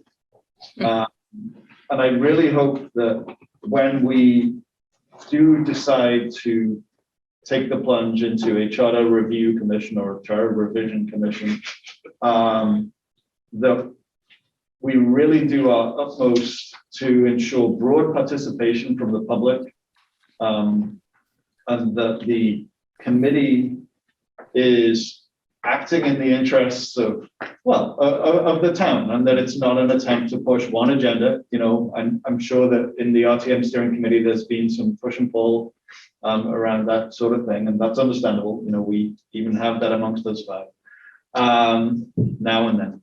And yeah, I just want us to go slow and be intentional. This is work that only happens every 15 years. Less frequent than the US Census. So I just want us to be really careful about it. And I would actually like to hear a little bit more generally about how this committee works, who directs it, who it's accountable to. Is there a structure and a path laid out for these people, or do they have to invent it themselves? Well, I'm sure that we could have a nice long discussion on that Mm-hmm. some other time. Sure. But now what I'm hearing is, first of all, I'm in favor of the last possible minute. Just in case you're wondering. And I think we have a lot of slow going people surrounding me.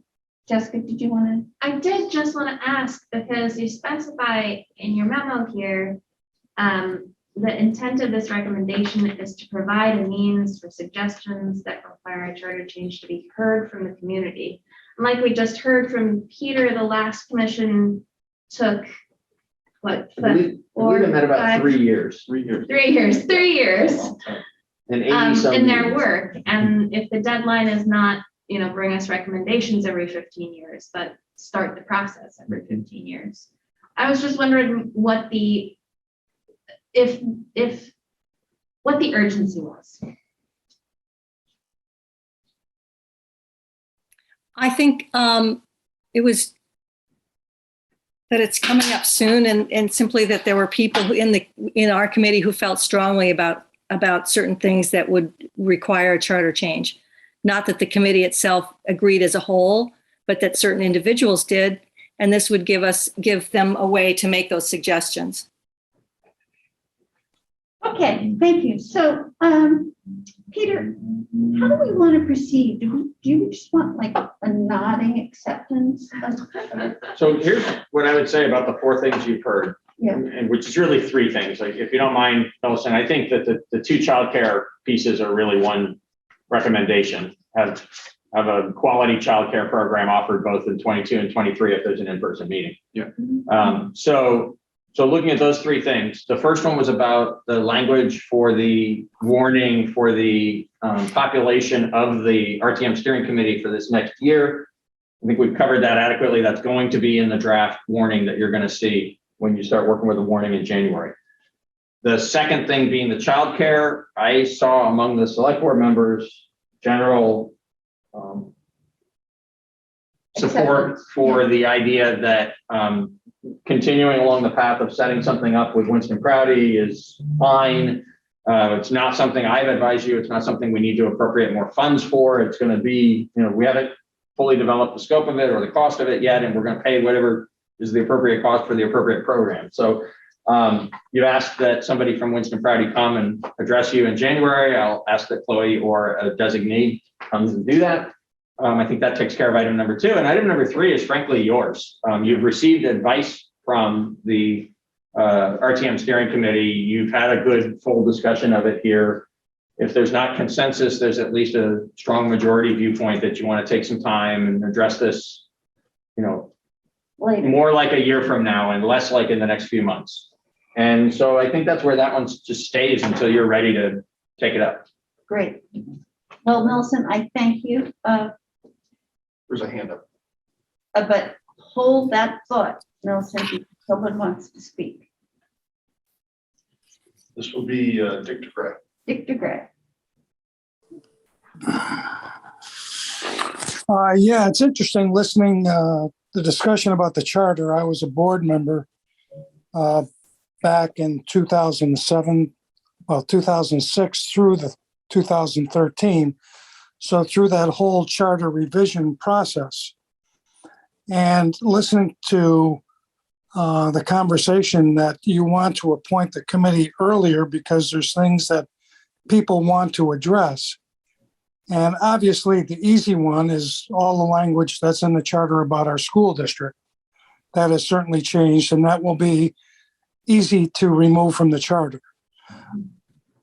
But if there's something that egregious that people feel so strongly that's in the charter, there are other processes to change the charter, which, Peter, you should explain to the board if they're not aware of, and to the community at large how that can be done.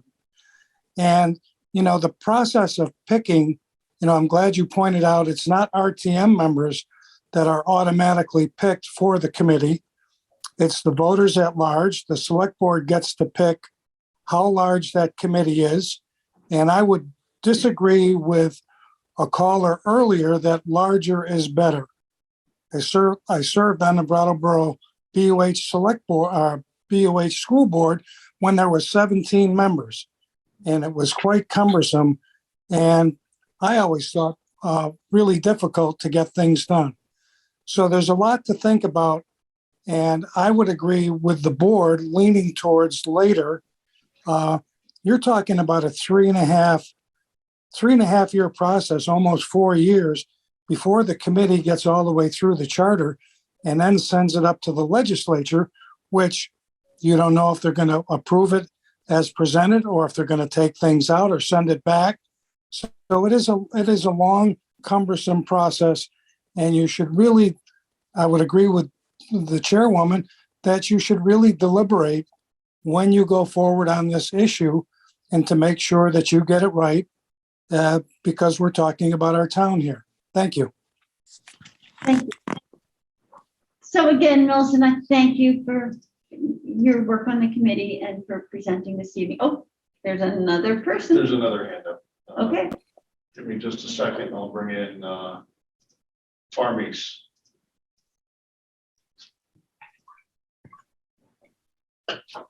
Hi, y'all. Thanks again. Sorry to delay you one more time, Liz. See the hands raised. That's all. Yeah.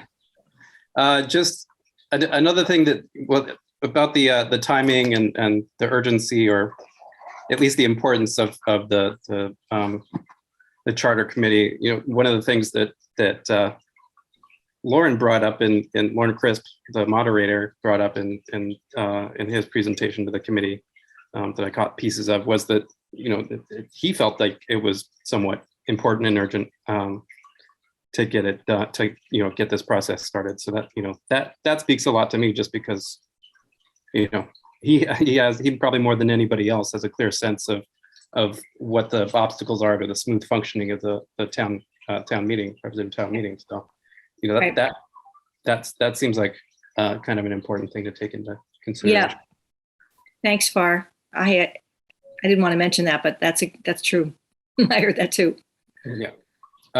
I did have another process thing too. I wasn't clear. It seemed like regarding the what was the other item that we were just the Childcare.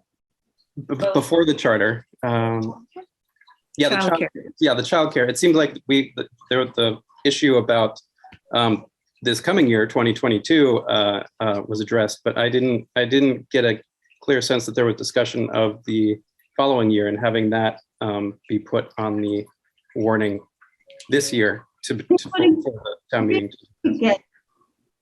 Well, I could speak to that. I think what I offered to the board, and I think it's where the board landed, was that what the RTM steering committee has asked for is already in motion. So it may be a matter of addressing the details of what constitutes a preferred kind of program for the kids that day. And so some additional interaction with Winston Crowdy around that is, I think what's going to happen in January. But given that we were already working with Winston Crowdy, we were already looking at making this a more formal, intentional, ongoing service to be provided to the RTM members. I don't think there's an action RTM needs to take to tell the town to do this thing. We were actually already in the process of doing it, and then COVID interrupted in-person meetings, and so it didn't happen. Great. Thanks for that, Peter. And then the other thing was just, I was part of the reason that I got on this call is because I was excited to see in the administrative report and the backup documents the memo from the committee that included the proposal for provision of lunch to representative town meeting members, and I was hoping to speak to that. So I'm a little sad that has been taken off the agenda, but I do hope that you will consider that in the future. And I look forward to seeing what the committee has to, what changes they come up with, or whatever what ironing out needs to happen to bring that forward. Yep. Thanks. Patrick, is there anyone else? Nope. Thank you, Barb. You were good to go. All right. Again, so Millicent, everyone keeps interrupting me when I'm trying to thank you. So thank you. Thank you. And it's after 8, well after 8. So let's take a break until 8, what? 15? Thank you. All right, thanks for coming back. The next thing to discuss is the Housing Action Plan. And Sue Fillion will join us. Yes, indeed.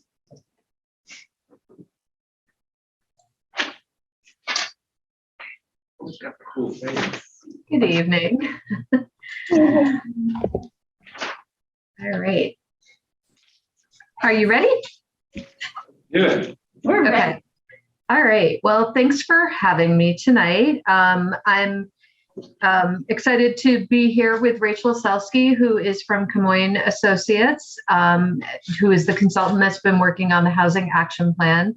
We want to bring you up to speed of where we are, as to where we are at this project, kind of the key summary findings that the work has uncovered, and share with you some of the strategies that are being pursued and give you an opportunity to comment or ask questions about them before we wrap up the report, which should be by the end of this year. You may recall this was a project that the select board supported, our application for a municipal planning grant, which we were awarded last year, or actually earlier this year. We hired Camoin through a competitive procurement process, and we've been working for about 6 months on this. Rachel is a vice president at Camoin Associates, and she is a certified community planner. I provided a lot of background information for you, just to kind of set the table, and so you could see the documents that have come out so far. And Rachel's going to, kind of do a briefer presentation than all of that. She's going to kind of summarize and boil it down. We did have a steering committee for this project, and so we had lots of partners from housing agencies around town and other social service agencies, and also the Brattleboro Development Credit Corporation out in the open, and the NAACP of Windham County we had representatives from. And this, helped us ensure that we weren't just addressing certain segments of the housing, of the housing spectrum. So with that, I'm going to turn it over to Rachel and the presentation. Yeah, that sounds great. Thank you, Sue. And there is a presentation. Can you all see that, or? Yes. Yeah, just bringing it up. Great. You can see that where you are doing. We're waiting in a moment. Perfect.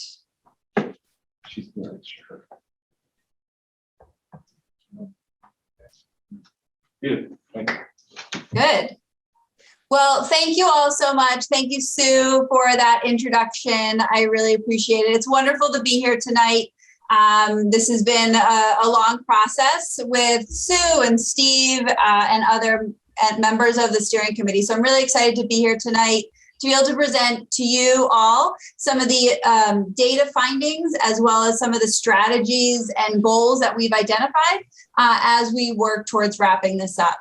We have, you can go to the next slide. Throughout this process, we have done quite a bit of work, working really closely with Sue and her team. We did data collection and analysis, looking at the supply and demand for different types of housing throughout the community. We had one-on-one interviews with members of different representatives throughout the community who have different points of view. We held focus groups with various groups within the community, and we had really good participation in a community survey with over 800 survey responses received. We used all this information along with extensive conversations with Sue and Steve and the larger steering committee to really understand the issues and opportunities around housing within Brattleboro. And so all of this came then together into the form of different goals and strategies around how to address the issues that we'll talk about later today, this evening. So you can go to the next slide really quick. I'm going to highlight some of the key findings. You can go right to the next slide there. In terms of the key data findings, population in the town of Brattleboro has been declining or stagnant over the last 10 years. During this time, the number of families that live within the town has declined while the senior population has grown. These are all things that you all feel in the community as you see things like declining enrollment in schools and aging population, declining labor force, declining kind of workforce age people. All of that is having a big impact, and it also impacts housing needs. There has also been an increase in demand in rental units over that same period of time. There's been an increase in demand of kind of the relatively low income renter households that's really put increased pressure on the number of rental units that are available at attainable price points. In recent years, there hasn't been very much new housing developed. So that has continued to put strain on the housing supply and inventory within the community. And it has also pushed the price of available units up. And so there continues to be this misalignment with the type of housing that is available and what housing is needed. In addition, all of this housing has just become more and more inaccessible to existing residents. Supply and demand, if there's not enough supply, it will just push the price right up.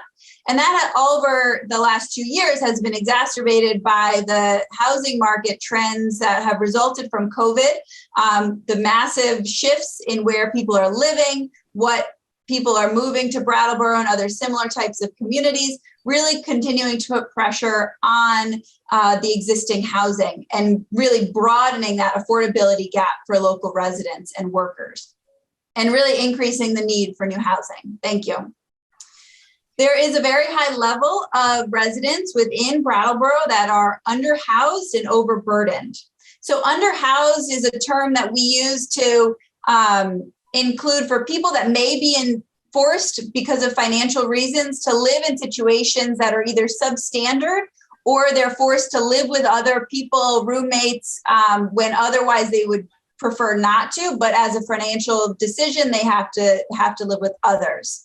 And overburdened is for people who are spending more than 30% of their income on housing. And quite a large percent of local residents in Brattleboro are spending in excess of 30% of their income on housing. These types of housing issues have really amplified on social equity and diversity issues in Brattleboro, with many marginalized populations experiencing increased constraints and challenges associated with housing within the community. really exacerbating issues around poverty and homelessness in these populations. There are also limited options for older people and seniors within Brattleboro. So those seniors who may be in a single family house right now, they would like to maybe move on into a different type of living situation, but there's not an option, enough options for them in the community, and therefore they're staying in their single family home longer, really taking that off the market and not allowing the turnover that would happen if there were more options for seniors. On the next slide, we can see that housing is not only just housing. Housing has impacted economic development and community development within Brattleboro, as employers are finding it hard to attract and retain employees because they can't find the type of housing that they're looking for. And so it does have a full ripple effect on the overall economy and community, as housing is a core issue for many people. Our analysis identified a demand for over 500 units in Brattleboro, of which nearly 60% would be needed for those with incomes under $50,000. And so this was an analysis we did that looked at a wide range of sources of demand, everything from units that are obsolete because they are no longer reasonable to live in over a period of time. Units tend to become obsolete. Demand from commuters that are currently commuting into Brattleboro and maybe would choose to live in Brattleboro if they could. Residents who are currently underhoused or overburdened that would maybe want a different type of unit. And just general demographic changes. So our full analysis looks at a wide range of data and comes up with an analysis and findings that approximately 500 units are in demand here in Brattleboro. And in the end, private market is not able to address these needs alone. There are many factors at play as to why the private market has not just stepped up and built 500 more units.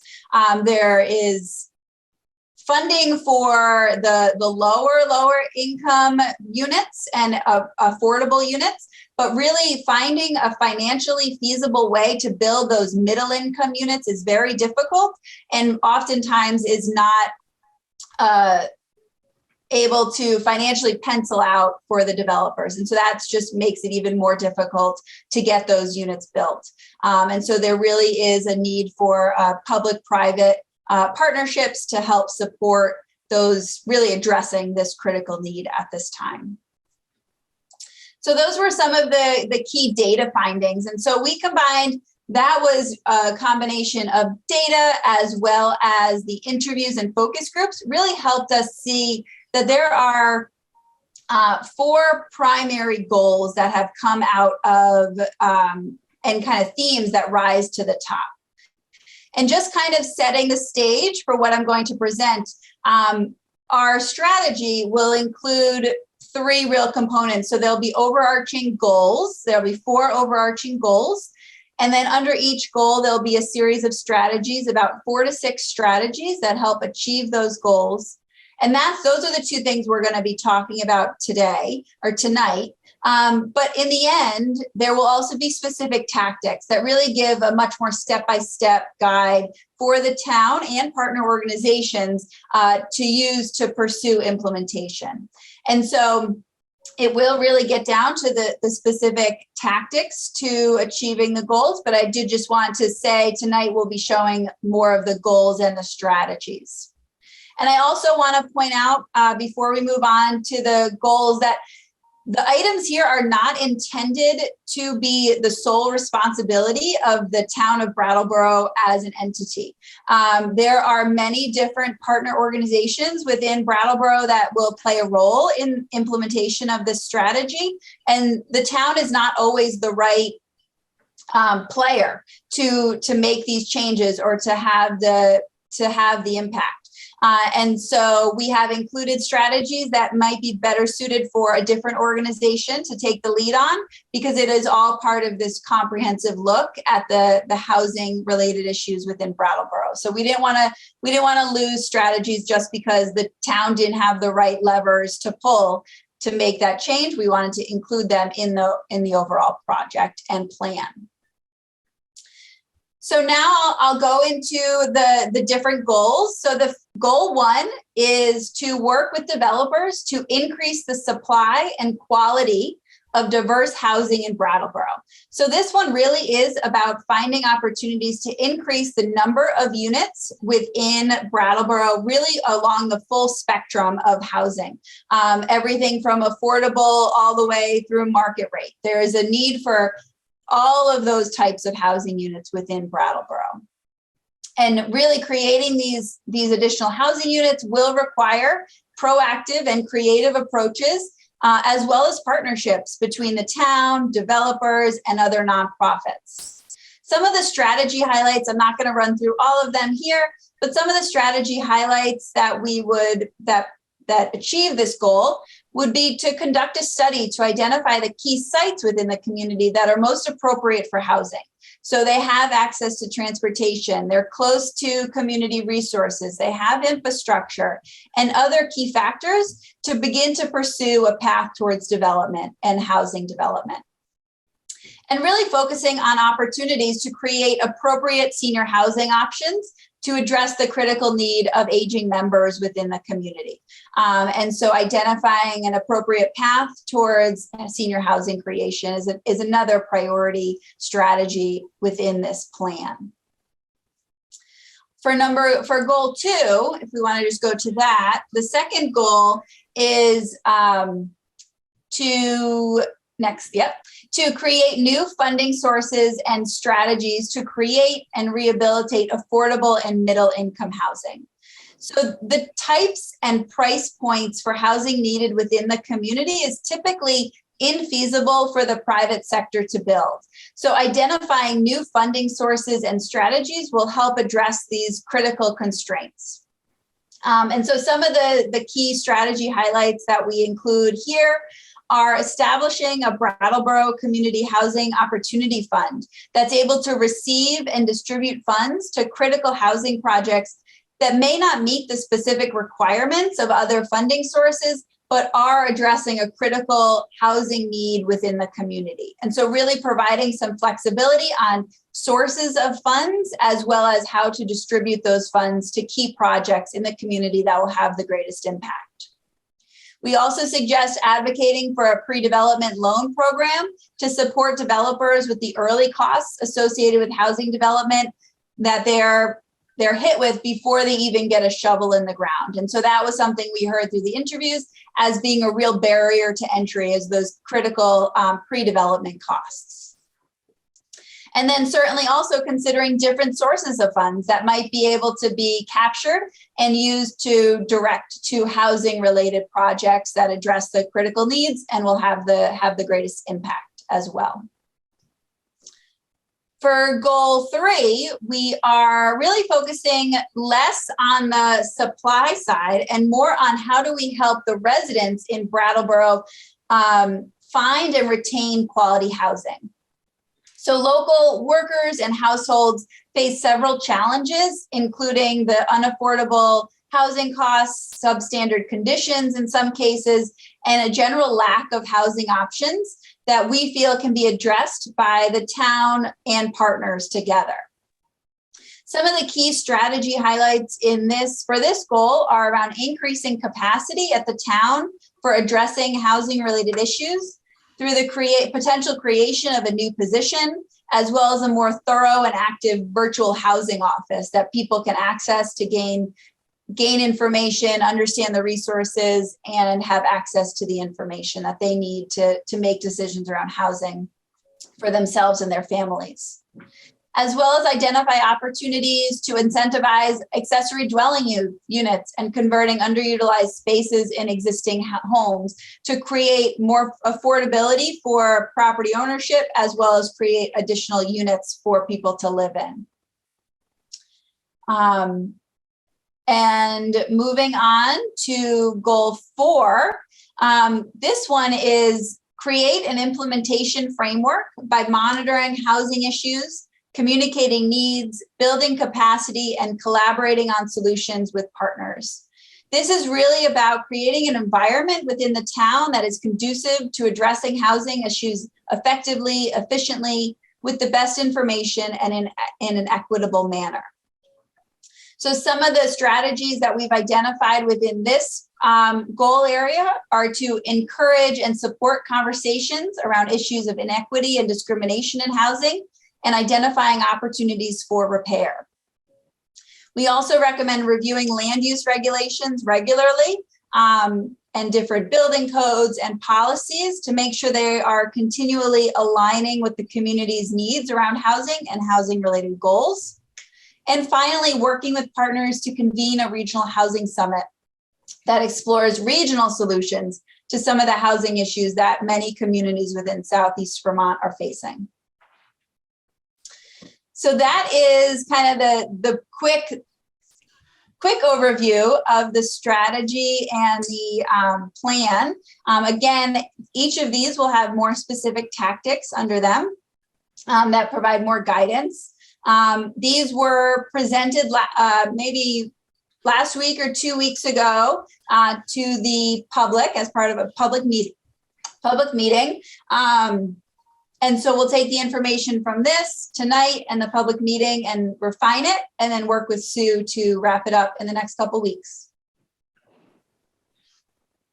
Thank you very much.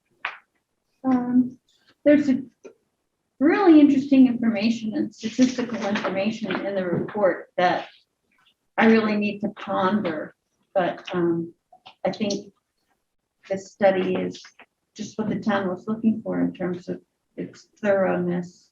Oh, that's wonderful. Do committee members want to discuss?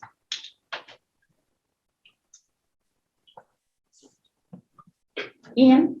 I can definitely start. Do you have prepared for much? No, prepared for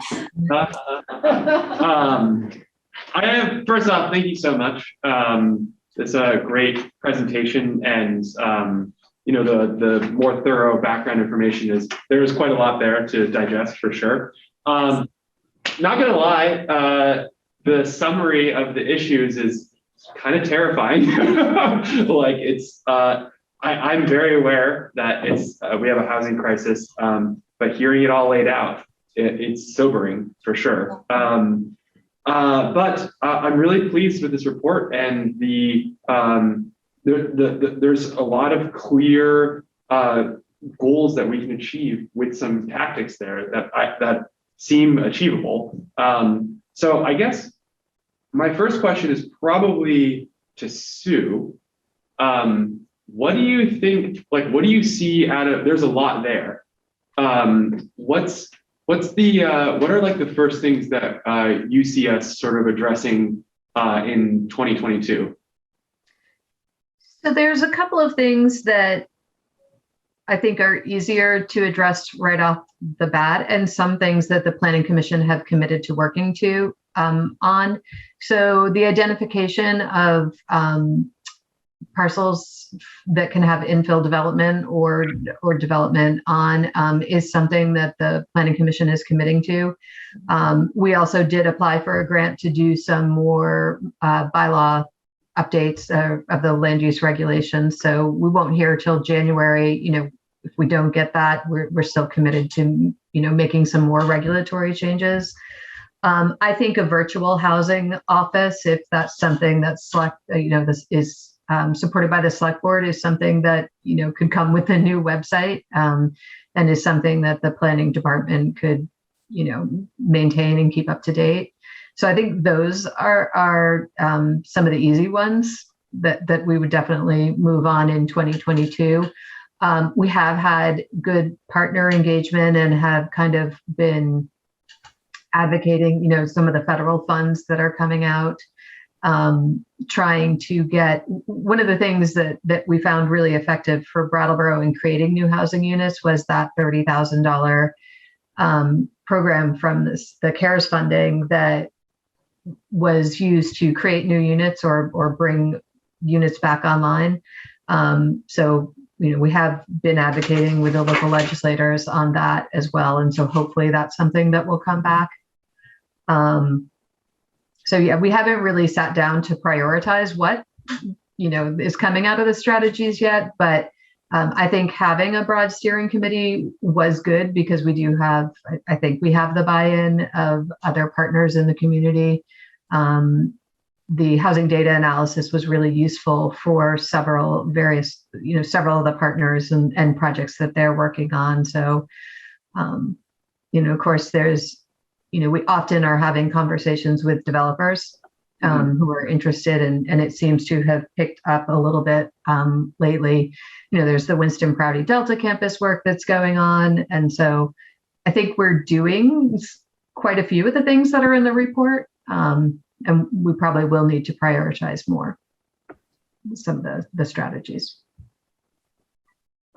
So, I was thinking about the timing, and I just think that with the federal and state money coming and the state's focus on housing, that this is just a perfect time for Brattleboro to be assessing their needs and getting on whatever lists and programs are available. I would assume that's part of the strategy. Yeah, definitely. It is for us. I think the timing works really well, is really good as well. Other members? Yes.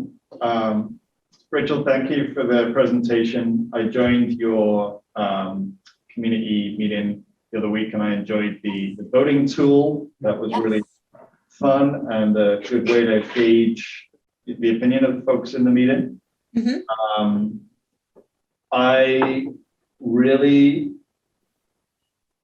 am daunted by, and both daunted and motivated by the idea of the 500 units. The 500 units in your document is the low estimate of what we need. It's actually 500 and something.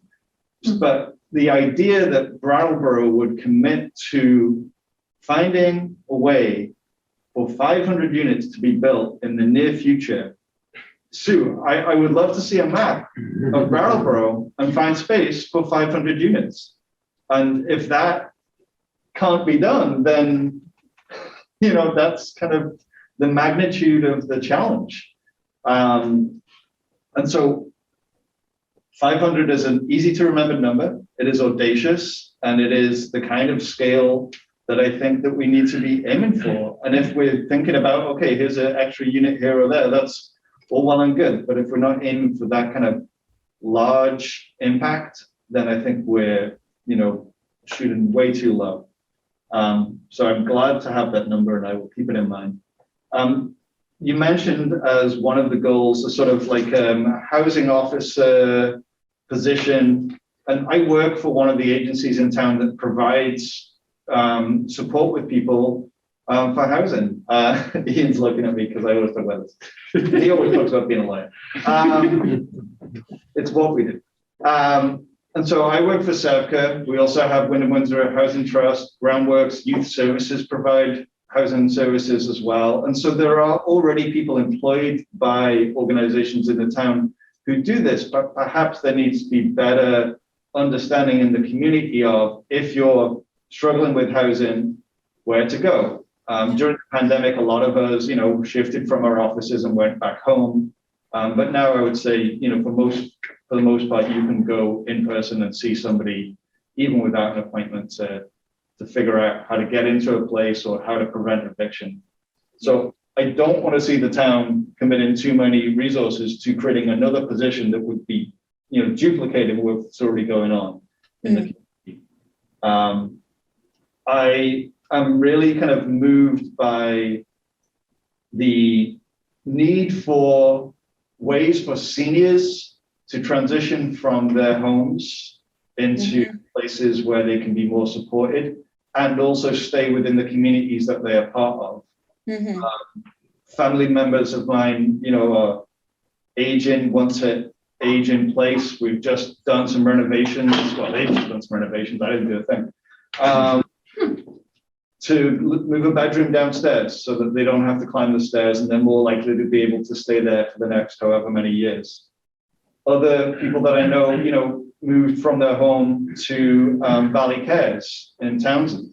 And that's one of the few places around here where folks might go. We have the Garden Path Elder, Halton Home and whatnot on Western Avenue. But I would be super excited about trying to find ways to provide more options for seniors, which in turn, frees up properties for younger people to move into, to renovate. And that's how it all works, right? So those are the things that kind of jump out at me. I really want to kind of keep in mind that audacious goal of 500 units for Brattleboro. And I hope we will remember. Great. Great. How about my colleagues to the right? I'll just a couple of quick comments and throw out a couple things to both Sue and Rachel. Thank you both, by the way. Sue, as you know, this board and previous boards that I served on have been approving all kinds of restrictions on things like ADUs and setbacks in the hopes to kind of encourage people to think creatively and add units to their either existing footprint homes or even a separate unit in the regards to like accessory dwelling units. That's what the term I couldn't come up with. I've considered it myself, since we're going personal experience over on that side of the room, with a backyard project. I have this weirdly configured backyard. It's strange and skinny, and it could definitely have an ADU on it, but I don't know how to afford that, and that's where most people are at. I think we can do all kinds of creative solutions, but getting to that point where there's actually connecting the owner or even the renter in some cases with the program is sometimes a missing piece. I can go on ad nauseum about trying to build another unit within a unit, a property I've recently sold, but I was trying to add a third unit onto the same footprint. And I went through a Wyndham Windsor Housing Trust program that was part of the pandemic monies. And it was at every step of the way, very difficult. It was just so difficult. And if I found it difficult, I have a lot of understanding of building and how to do things. And, I've got a little bit of experience there. If somebody with no understanding, they wouldn't have a chance because it's just so difficult. And I can't believe I'm saying this, but that's where actually having somebody who has his job, her job, to connect those hands between the financial piece of it, the bringing together the different grant programs, financing, all that stuff, feels like there's a missing piece there, even with all of our community resources, with different organizations working on this. So Sue, I don't know if you want to just throw out a comment, but that's the direction I'm thinking. And then I just had a quick one for Rachel. Yeah, I just have a couple thoughts to it. So, and this actually gets to Ian's question too. One of the things that we've been talking about in the department, and we actually, before submitting the grant for a bike block plan, we were thinking maybe we'd go this route, but the Planning Commission favored the bike block plan, was actually to do some pre-permitted accessory dwelling units that we could put out there to the community, work with an architect who can do some of the design and say, okay, have that kind of upfront design cost, help reduce it for people who want to do it. I mean, every lot's going to be, have its own challenges, but, if we could have a couple of different designs for a standalone ADU in somebody's backyard, that would be one way to reduce the cost. So I think that is something, to Ian's point, we're actually still interested in pursuing that. And that's probably something we can look to 2022. And then to the point, the idea of a staff person, whether it's a municipal staff person or if it's, somewhere else, it's exactly that, to kind of connect, because I think it's called kind of incremental development. We are going to need individual property owners, to be the small time developer and figure out how to make the project pencil out. BDCC has actually been doing quite a lot of this work with Bellows Falls or Rockingham.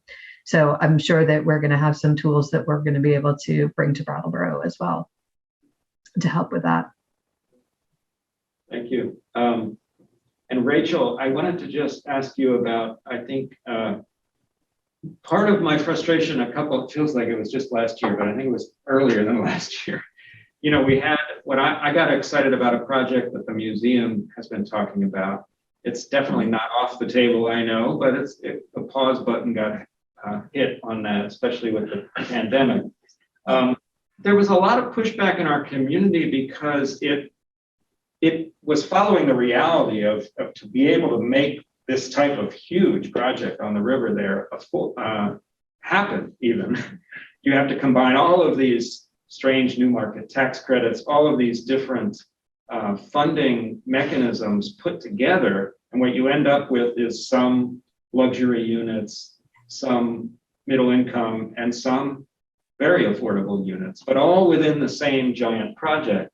And I did note that in your report, you say there's 60% of the need has to be, I think it's under $50,000. Was that right? Yeah.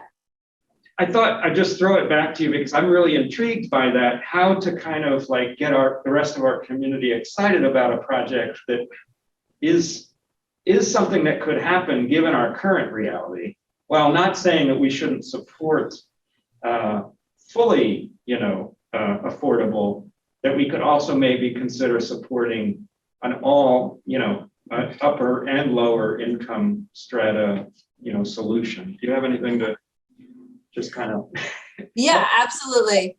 get inspired on trying to get other people, excited about a project like that? Yeah, absolutely. That is a really big challenge because the need is obviously there for affordable units that people in the most extreme situation can afford and access. Of course, that is there. But in order to make projects like that actually happen and be financially feasible, there needs to be the capacity for the funding to be there and for the project to pencil out, or else they just die. And we have seen this in many communities where there is this initial pushback against a project that may have higher end units in it, even though it has a portion of affordable. And as soon as there is pushback or try and adjust the percentage of the units down to constantly adjusting it and playing with it, the developer will just consider somewhere else. And so part of the strategy here, one of the tactics, is really around public awareness and education around the role that housing plays in all aspects of Brattleboro.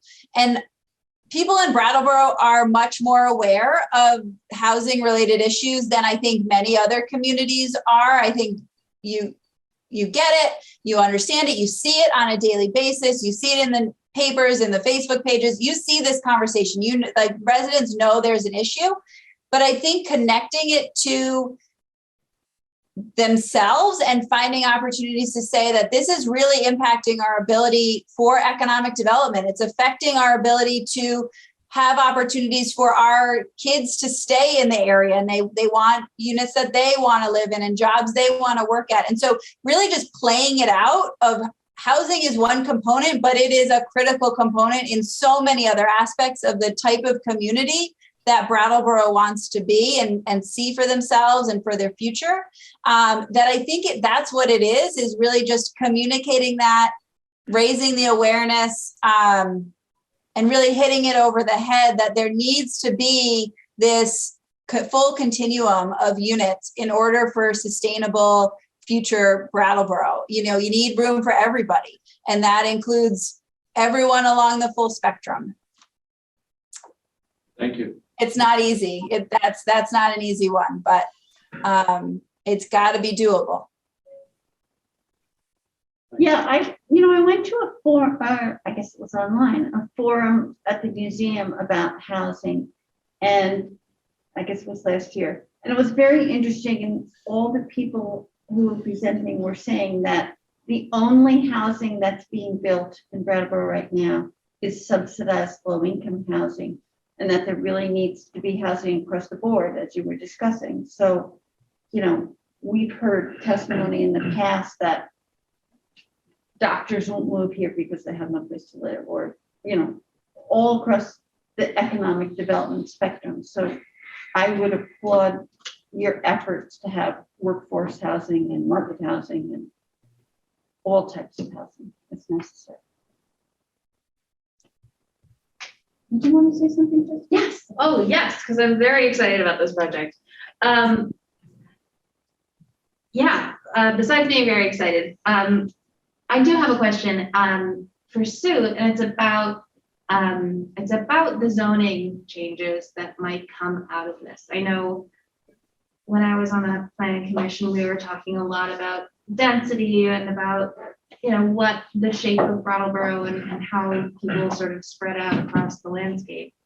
I'm just curious, like, how that impacts what you're thinking of for the future, and how the things that we did in the past are in support of the work that's in this plan. So let me just start by hitting on a couple of areas that we feel still need to be tweaked. You know, in 2015, when we did the land use regulations, it was a whole thing, you know, the whole document. And we made excellent changes in my opinion. In working with it for 6 years, we found a couple areas where it's not so great, and we probably had to turn down, you know, some additions that maybe, you know, we're going to be an accessory dwelling unit or something like that. So there are the more mature neighborhoods surrounding downtown where the setbacks are actually an issue there.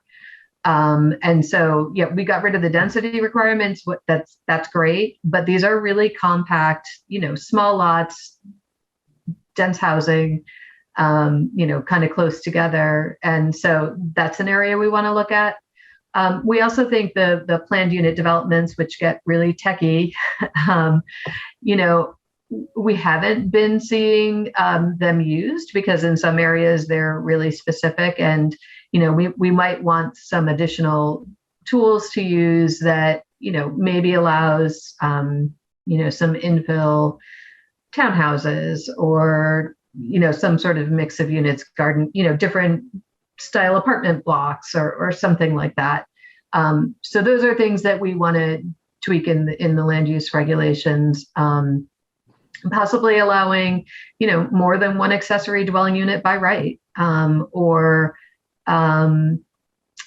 what was the other one we were talking about in the office was, something that's been pointed out to us is we only allow one principal building on a lot. So rather than accessory dwelling unit, if you wanted to build another lot in your backyard, you know, that couldn't happen right now. So those are the things, you know, kind of small tweaks, but could spur some housing that we think is important. And then in terms of the zoning districts overall, so we have a lot of vacant land on existing parcels that we think there can be the infill housing. We don't have kind of the large areas for new, you know, a green field that, you know, maybe a housing development would go in. There are some of those that exist that are, you know, our water and sewer lines might go right by, but the zoning districts, you know, in some areas we're preserving the existing development and not allowing a lot of room for growth. So that could be an area too. We want to look at, you know, some of the parcels that have the infrastructure, but for various reasons at that time, we left them maybe in the rural residential where they could be in a neighborhood type setting. So I'm not sure if that answers your question. I mean, I do think the regulations are in a really good place. It's just, you know, it's 6 years later and they're ready to have some more changes. We did the easy ones with you last summer or this past summer. Yeah. I've got two more questions. Well, they're kind of tied. So I love that ownership came up in the plan, and And also, it didn't seem strongly reflected in the strategies. It came up as part of the summary, but not in the strategies as much as I'd like to see. I don't know.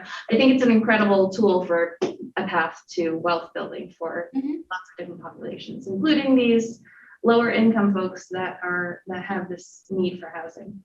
So I guess, why is that?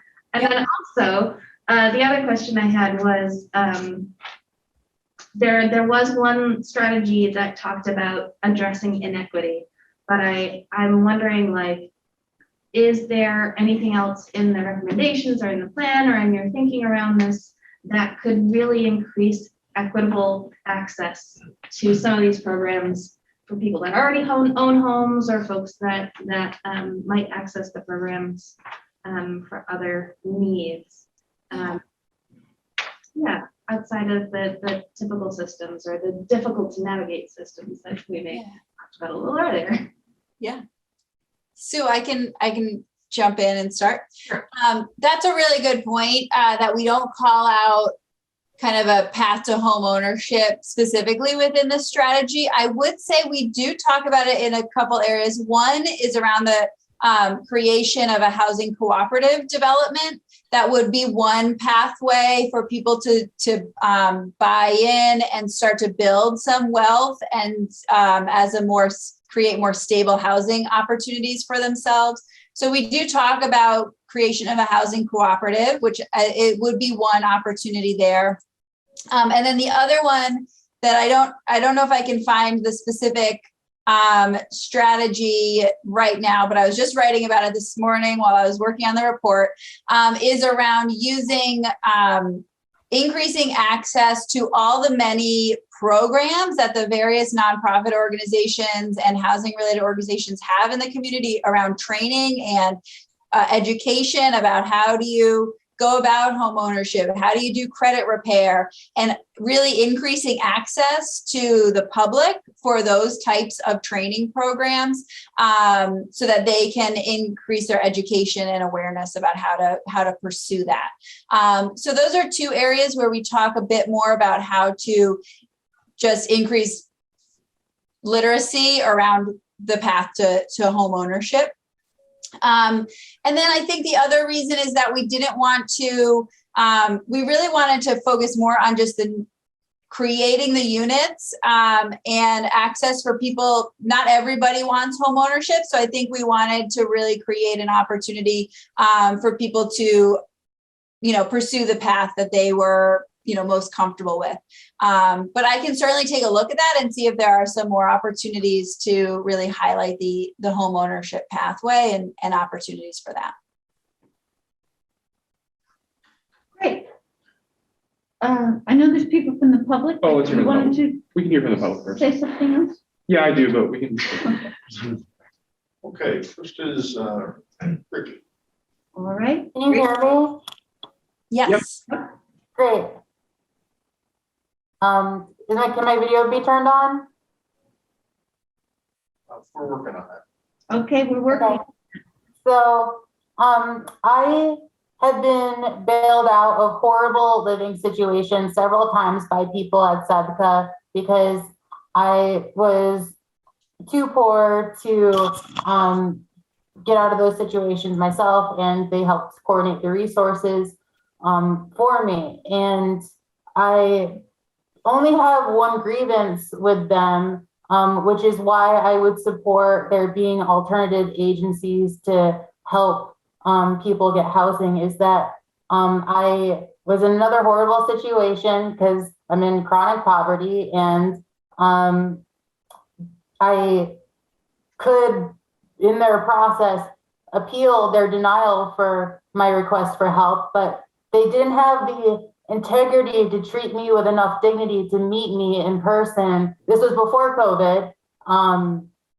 To even meet with me like online, even like unapologetically just denied me presenting my case, having like defending and explaining myself and my situation to them. Instead, that I had to their process have a representative do that for me, which was my HCRS case manager. And I just think that is so painful and shameful. And I'm also in Section 8 housing, which is federal property managed by the Vermont State Housing Authority. And under their purview of how they try to make things work, but in reality doesn't work at all, is like they tried to have us pay that 30% of our income. But like, if you have disabilities and you have really high medical expenses, like if you're on SSDI and you're getting about, at most, like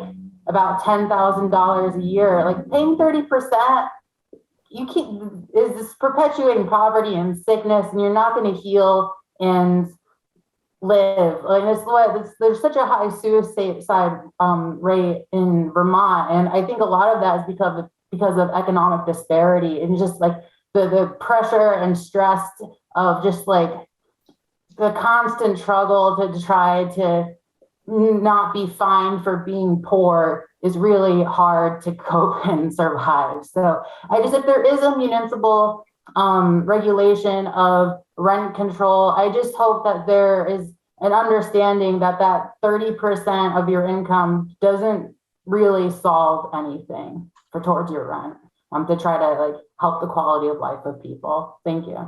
Thank you, Ricky. Patrick, is there someone else? There is. Next up is Sonia Silver, and then Farm Music. Okay. Sonia? Hi.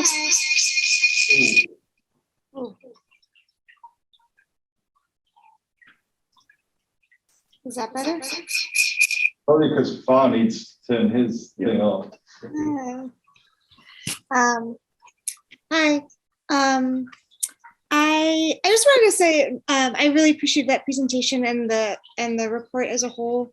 In my completely unscientific experience of having friends and being in this community, I was surprised to not see more underlining of the impact that seasonal homes and second homes is having. I think I've got 3 friends I could name off the top of my head who in the last 6 months lost their rental units because the owners decided to sell to somebody from out of town who paid cash above offer or above listing price and stuff like that.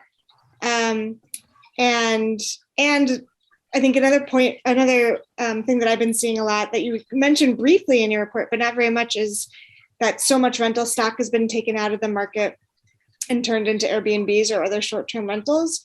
And so when we're thinking about 500 units, when Danielle was like, where on earth are we going to build 500 units? I feel like we have a fair number of units in town that could be, and you kind of mentioned this a little bit when you're talking about senior citizens, but that there's existing units that can be used differently, but it would require policy and regulation. And I didn't see that much recommendations about policies. But when I've lived in places that have been gentrifying and displacing really rapidly with this level of housing crisis, the only thing that felt like, oh, maybe I can stay in this community was the fact that we had really strong rent control laws, that we put they put laws in place saying that you couldn't, if you were a landlord, you couldn't sell a unit unless you yourself was going to move in there, which like helped that like, oh, I'm going to flip this to someone from California who's going to be here 2 months a year.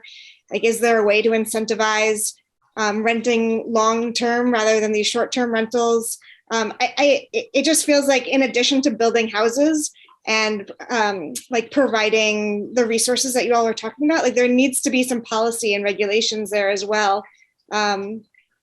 Yeah, so I guess I'm wondering if you can speak a little bit more to the impact of seasonal and second homes and short-term rentals, and if there are policies and regulations that you would recommend. Yeah, absolutely. Sue, would you like me to go? Sure, thank you. Yeah. So those are really good points.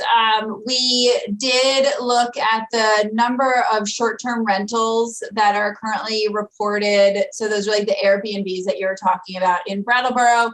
We pulled data that pulls information from VRBO and Airbnb, and it looks like there were is reporting 103 short-term rentals in Brattleboro in 2021.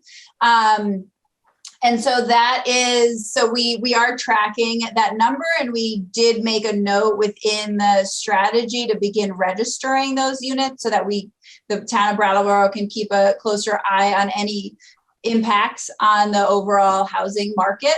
So that's kind of a first step towards really taking any further action related to short-term rentals, is really understanding, what is the current situation in the town.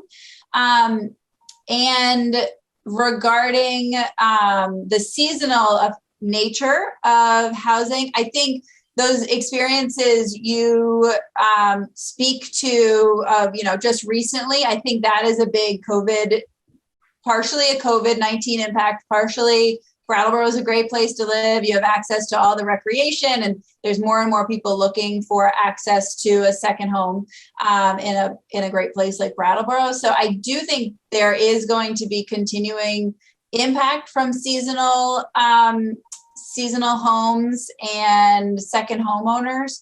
We worked on a similar strategy in Dover, Wilmington, and the impact there was so much more significant on the number of seasonal homeowners and just the role that they have in their housing issues is so much greater than in Brattleboro, but it's not diminishing the impact that it has in Brattleboro. And I think there are certainly policies that could be considered around the things you said, like other communities that I've worked in, like Lake Placid, New York has a short-term rental issue. And so they were considering different policies and requirements for their Airbnbs. And so if Brattleboro starts tracking them and starts seeing a bigger and bigger impact, those would be considerations down the road to really offer additional restrictions or regulations around Airbnbs. I don't know if I exactly answered your question. I think what I could do is make sure in the strategy it touches on it a little bit further in the specific actions. And Sue, I don't know if you have anything further. Yeah, I just wanted to add at the public workshop, and it wasn't necessarily reflected in these documents because it's some of the input that they took, but there was concern about, the high number of out-of-state people buying second homes, and then, not necessarily as a second home, but as an investment property in some way.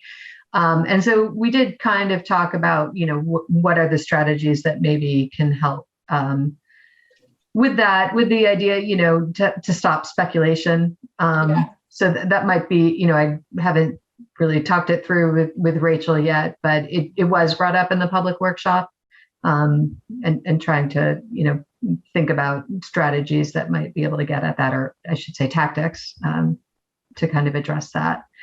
Those are likely things that wouldn't land with the municipality being in charge of, but if there was some other organization that could, was able to purchase the properties and then, sell them or rent them to local people, that might be something that could be looked at if there was an organization willing to take that on. I think she would like to go unmuted. Thanks. Sorry, I muted myself to listen, but then I couldn't unmute. Thanks for that. Yeah, I would love to, see some recommended policies that the municipality can do. As I said, I've lived in a few different places that went through really rapid gentrification and displacement and this level of housing crisis before, and it felt like the cities being able to intentionally protect how they want the community to be. It was really the only thing that prevented just the rampant speculation that is going to continue. Like this isn't something that seems like it's about to die down. I have a friend who works in contracting and was saying that they couldn't count the number of non-refundable $60,000, $80,000, $100,000 deposits that are made for building homes that aren't even going to start for 2 or 3 years. Like our community is hot, and that's wonderful in so many ways, but we actually need to be really intentional about having people be able to rent, having people be able to live here for a long term. And I don't think that's going to happen if we leave it up to the market. Thanks. Okay, thank you. We have some select board members who want to speak, and then if there's other calls, we'll get them after that. Daniel? Thank you. Yeah, I just wanted to speak to a couple of, I have a couple of questions that are on this same topic. So firstly, in the occupancy, the housing occupancy page in the housing needs assessment data, it speaks to a figure of 139 seasonal homes pulled from the American Community Survey in 2019 estimate. Do we actually have a factual figure that we could, corroborate from, like, I don't know, the assessor's office or something on that? I'm just thinking, like, when it gets to 500 new properties, right? Are there 139 here that could somehow become properties that people can live in Brattleboro year round? Do we know that 139 is a real number? I'll pause. I don't have an answer for you off the top of my head. Rachel, you can speak to the data source. I was going to try to pull up the town plan and see what we used there, whether it was census data or whether it came from the assessors, to see if we can measure it against it. It's a good question. Yeah, thank you. And then secondly, so in that seasonal home number, right, 139 estimated, we have 103 homes supposedly from the AirDNA data that are being used as short-term rentals. Would those homes count within that 139 or additional to that 130? Ooh, good question. I would expect that they are probably captured the in the renter occupied. Okay. If I had to guess, I'm not exactly sure. So the ACS would obviously be, self-identifying. Yeah. It's like the census. So that would be how they choose to identify their unit. Right. I guess what I'm saying is, like, are there, data points that the town can actually really say this is an accurate number of homes that are currently not really able to be lived in year round by people in Brattleboro? And I don't know if then there is a policy that we can put in place that will do much about that, but I would just like to know what the number is so that we can kind of start from there, because these American Community Survey ones are estimates. The AirDNA ones I trust a little bit more just because folks who use that service are going to register. I don't know. Yeah. Anyway, I would just like a hard number of homes that are not livable in year-round in Brattleboro, so we can think about what that all means when we're trying to find 500 units additional. Daniel, I think that the number that the housing statistic that Rachel was citing that was saying that these units are dilapidated, those housing units you can do more with. Yeah. No. That's something that you can encourage people to rehab those houses and make them habitable a lot sooner than you can say to someone who's seasonal, do something else with their own property. Yeah, no, you're right. So, that's just a much more realistic statistic in my mind. Yeah, no, thank you. And I think having both those numbers in mind is helpful, when we're thinking about this audacious goal of trying to find 500 units, right? What is it, 500? I think it's 500. I think it's 500. Yeah. All right. Can I ask one? Yeah. Okay. And then we'll go to, there's another caller, right, Patrick? There are two more. I just want to ask really quickly, is the short-term residential registration program, is that something that like we know we can do? Sue? I believe that we can do it. I don't want to give you the firm answer. I mean, the state was considering doing it in last session, so I need to look into that for sure, but I believe we could. Okay. Can I just take 20 seconds on that issue? Because we keep speaking about short-term rentals, but people who are watching this meeting might not know that the report, according to the report, short-term rentals are not impacting the housing market significantly. Right. Not only that, but to my surprise, and everyone's probably, that it looks like, according, if it's, you believe the AirDNA data, it's gone down from 2000 to 2021. Well, I think that it speaks exactly to the recommendations, which is create the registration program so that we can actually assess whether this is an issue or not. Yeah, I was so we're also not wasting speaking time of on it earlier.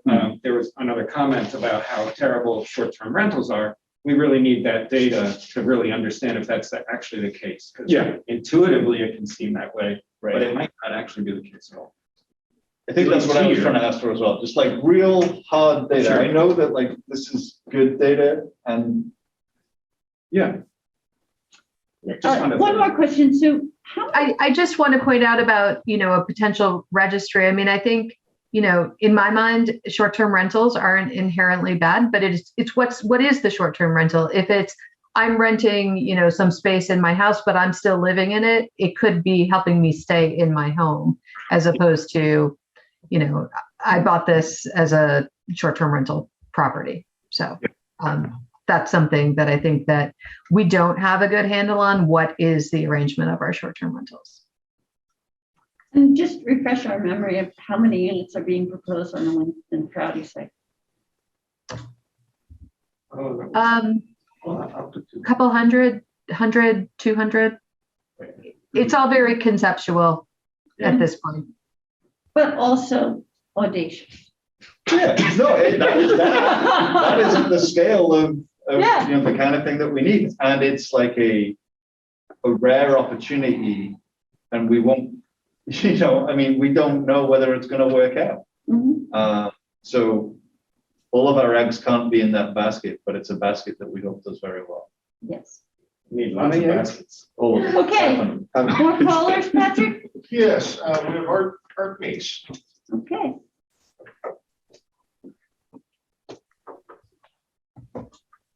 Hi there, thanks again. Yellow wall anywhere. Yeah. We like orange and yellow in this house.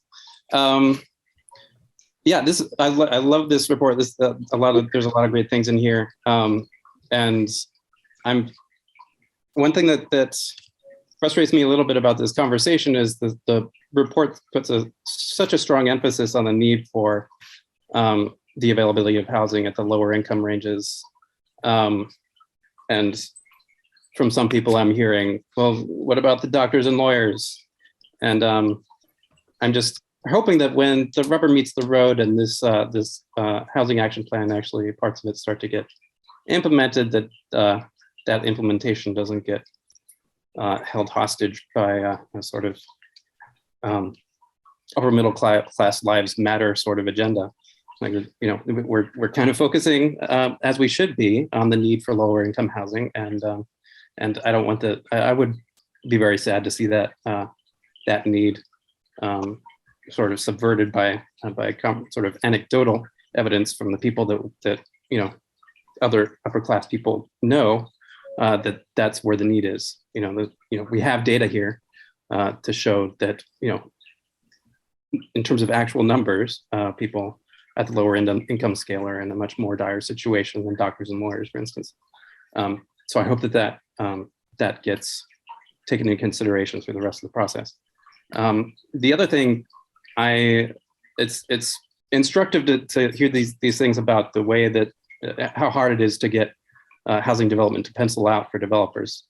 And to me, what's the takeaway from that is that market-based solutions are very limited. And so I hope that there will be stronger consideration for solutions that are not market-based. And I see among your recommendations the development of cooperative housing. I would hope that some of that was actually limited equity cooperative housing, because part of the problem, part of what makes housing such a tremendous issue in terms of income and income inequality is the commodification of housing. I've heard from all of you on the select board at various different points, I think, that housing is a human right. And I think that actually needs to be taken seriously. If we're going to be considering housing primarily as a commodity, then that is fundamentally opposed to the idea that housing is a human right. Those things don't go together. So we need to be serious about that proposition. And sort of putting on my conservation commissioner hat, I recall there being, not during the time that I was on the Conservation Commission, but there was this Whetstone Brook Design for Resilience plan that was produced between the town of Brattleboro and the federal EPA that had all sorts of great ideas about ways to make space for housing in the urban core, and that also very helpfully helped a lot with flood mitigation and stormwater management, all sorts of great environmental things as well. So I hope that will be reconsidered and brought up in a more serious way in the future. Thanks. Oh, actually, yeah, that was actually supposed to be a little bit of a question, maybe to Sue, if there actually is like some congruence of agendas in light of that already being considered. Yeah, so thanks for the question. What I would say is there are parts of that are kind of, as you know, the 250 Bird Street, and some of the select board members might recall some of that's being implemented. The part with the housing is probably the most challenging because it was one of those rare times that we were actually probably planning over somebody else's properties. So for that to be implemented, we're going to need to, find a willing seller of existing properties. So it's not something that we have been in conversations with landowners, but, for sure, they were aware at the time and we can always remind them, but yeah, that was probably that middle section of that plan is probably has the most challenges to implement. Please. I just feel like I have to just protest a little bit about a mischaracterization that happened just there. FAR seemed to be implying that some of us were worried about doctors and lawyers and rich people. But he might have been referring to my comment when I was talking to Rachel about the finding that 60% of the need is under $50,000 in income, and certainly 60% is not 100%. And the entire point of my comment was that we need a mix of housing in these specific development projects that I would like this community to support. So saying that the only thing we should be concentrating on is lower income housing is imagining a world that does not exist right now. And it would be nice if it did exist, but I'm trying to work real solutions for Brattleboro, and those solutions right now involved a project like the museum that is a huge mix of different income needs. And it creates more housing, and when it comes right down to it, more housing is what we need, all housing. Yeah, I would reiterate Tim's comment that the report clearly states that housing is needed across the board. And I think, the situation that we find ourselves in now is that we contribute as much as we can to low-income housing projects when they're put before us. But that's the only housing that is being created now in Brattleboro, and we need this audacious number of housing units across the board. Do we have more commentary? Jessica? Is there somebody on there? I'm sorry. I just saw you raise your hand. Yeah, I was about to indicate that there's a hand raised in the audience, but I'd be happy to. if you have the floor. Okay, let's hear that. All right, that would be Gary Stroud.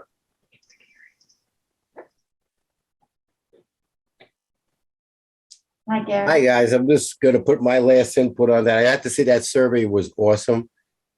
And it said a lot. It helped a lot. I mean, I'm ready to do the home buyer course. It's a lot of paperwork involved. I had to pull myself out of the hole as far as, credit, taking all that stimulus money, paying. So it's a process that's involved with a lot of this stuff. And that home ownership means a lot. And Daniel or Tim, if any of you guys know about cooperative ownership, like in New York, they have those co-ops where people own and put into what they have. And it feels good to have your own rather than renting. I've been renting now for 14 years. I'm ready for my little house on the prairie, settle down, kick back, and enjoy the fruits of my labor. People are inclined to do that at this time. And like you said, a lot of seniors that are looking to buy there, they'll sell the house, but now to buy another house is 3 times of what it's worth than what they sold it for. So now a lot of them have to leave it out. So you have that great exodus, and then people from out of state are moving in, buying it for 3 times as what it's worth. So I've just been watching the market, everything, and having that fairness, diverseness, and equity across the board is very important. Whether we want to believe it or not, fact is that housing is a big need, as we can see a great influx of people moving into Vermont. So I think something like that, take it as an urgency because it's going to get even wider once this COVID decides to subside. And looking at it, I've been doing this myself, checking with a lot of realtors and stuff. Yes, this homes alone, it's expensive and taxes. So I'm taking that big nesty plunge myself to having my own ownership or tiny households. The market is there. And just to let you know also that Wyndham Windsor Housing has courses that do home buyer as well too.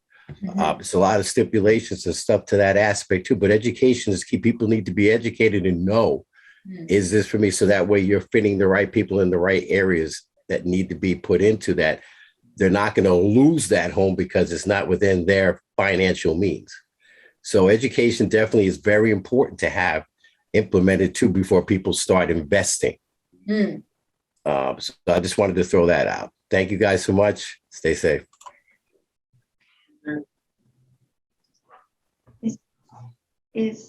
Have all the public spoken, Patrick? Great. All right, Jessica, did you want to? Yeah, sure. Sure. I just want to second what Gary said there, that the home ownership course is fantastic. And I want to reemphasize this ownership thing, that 10 years ago, 11 years ago, I was on the waiting list for Section 8. I was on that for like 4 years. Nothing ever came through. What enabled me to buy and own a house was the services and programs that are here in Brattleboro through the Housing Trust and the USDA. And I think this is really important, and it doesn't come up in the report at all. It's the state of Vermont has the homestead property tax rebate and education tax rebate for certain income levels. And I think that that is another piece of this puzzle that really, I pay in housing what I paid as a renter, but now I own my home. And it makes such a difference. So that was my extra plug for ownership and taking a peek at how the tax system in Vermont supports lower income home ownership, especially in communities where property taxes are not as low, like Brattleboro. And then also, I just wanted to circle back to what Farr said about housing being a right, not a commodity. And it's so tricky. It's so tricky in this market when certain levels of housing are absolutely commodified for certain markets. And I think that, I work in a community across the river one of the small towns that has a vibrant art scene, vibrant tourism scene and service industry. And those people that work in the arts, that work in the service industry, restaurants, they can't afford to live in that town. And that's not a point that I want to see Brattleboro get to. So to me, Far's comment really emphasizes this idea that we need to prioritize investments in those accessible housing and do other supports for other projects. But I think, to me, it would be most important to put our dollars where the need really is. To make sure that people who are serving our community and growing and making our community creative and flourishing have the opportunity to stay in the community that they've been building and supporting. Yeah, I think those were the 2 points I was going to share. Okay. I have one question to Peter. Okay. Peter, Selectboard goals. Can we incorporate this in sooner than we would normally when, oh, Tim's shaking his head no. But I don't know, I've heard from one member of the board a pretty easily sort of put in there on the select board goals. Create 500 new units of housing. Yeah. In this next year.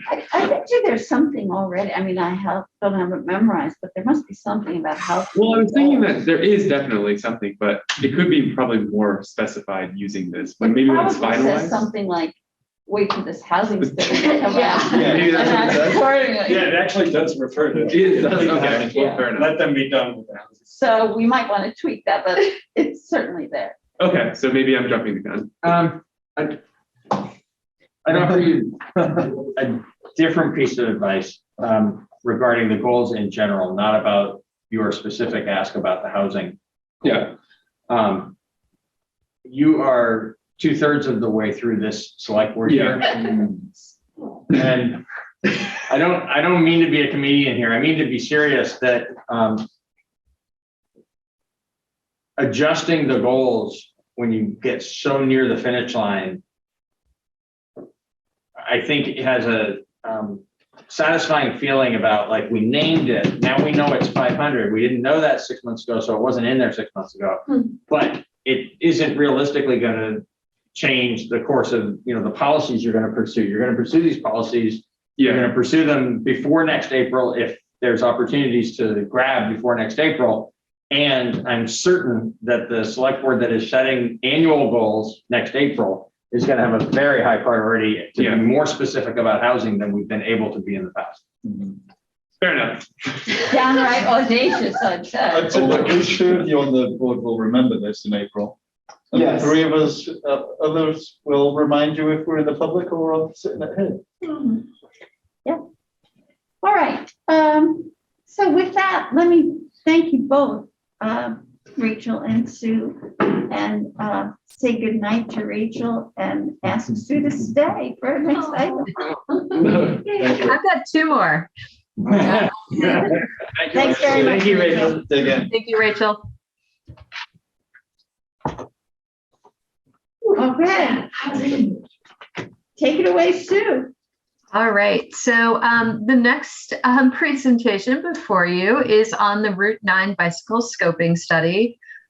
This study has been completed and reviewed by VTrans. And so tonight I'm actually asking that the select board approve the final scoping report and endorse the preferred alternative.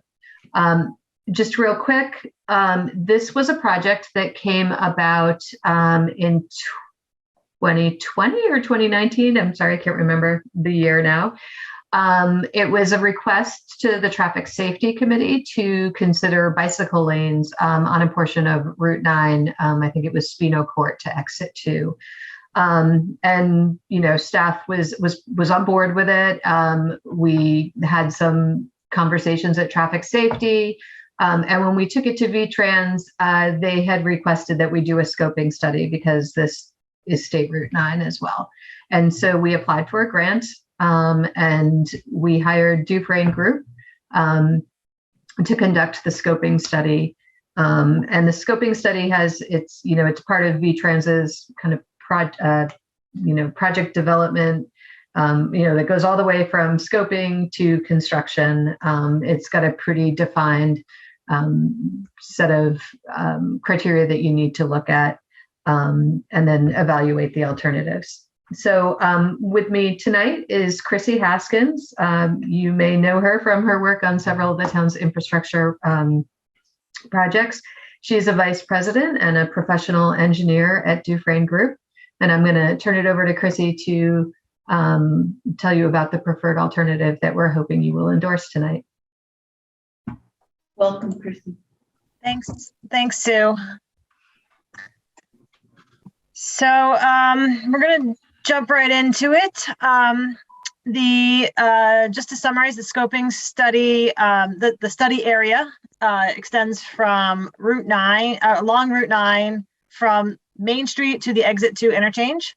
And as Stu mentioned, our scope of work was to consider bicycle and pedestrian improvements in this area.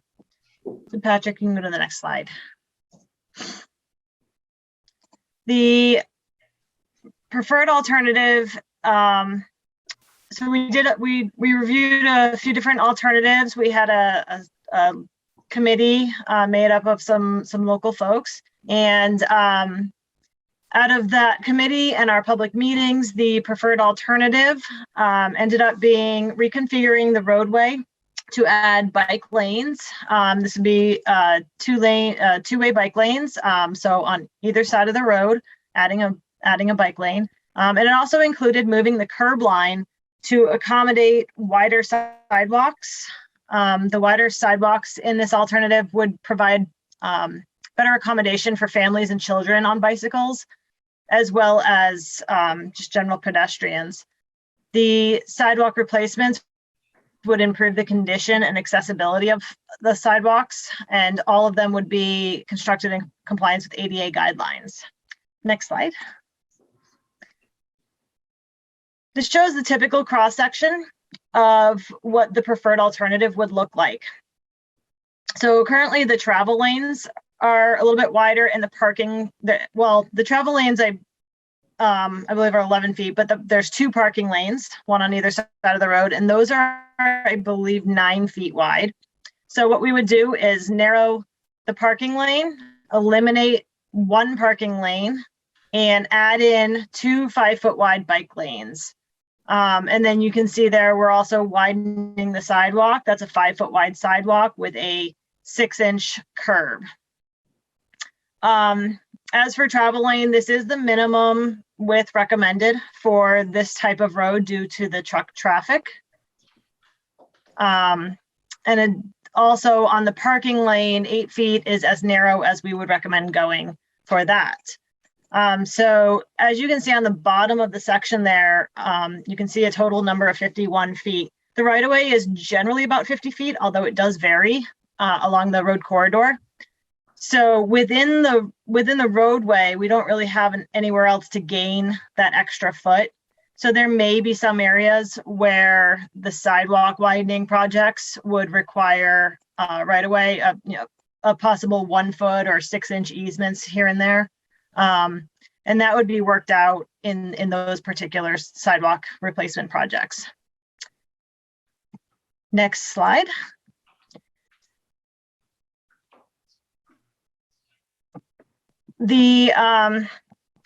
So this is showing the concept plan of the preferred alternative. The single parking lane would be in some areas on the north side of the road and some areas on the south side of the road. And the location of the parking lane would be based on the uses of the properties on each side of the road and which side of the road would benefit the most from the parking lane. Now, we can't move it back and forth too frequently, so there may be some need for additional crosswalks or crossing zones to accommodate more pedestrian crossings between the parking lane and their destinations.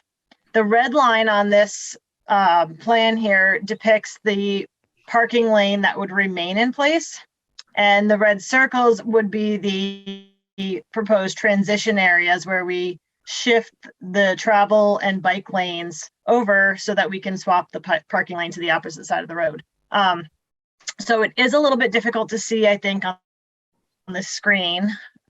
So just to summarize, we're proposing that the parking would be on the south side of the road in the first segment from exit 2, which is on the left side of the screen. So from exit 2 heading east, we would be on the south side of the road with parking. And then in the area of Crosby Street, switching over, the parking lane would move to the north side and the bicycle and travel lanes would shift south. And then again, a transition at Spruce Street, at Green Street, and at Forest Street. And then also to note, as we move east of Green Street, the parking on Route 9 is more frequently used.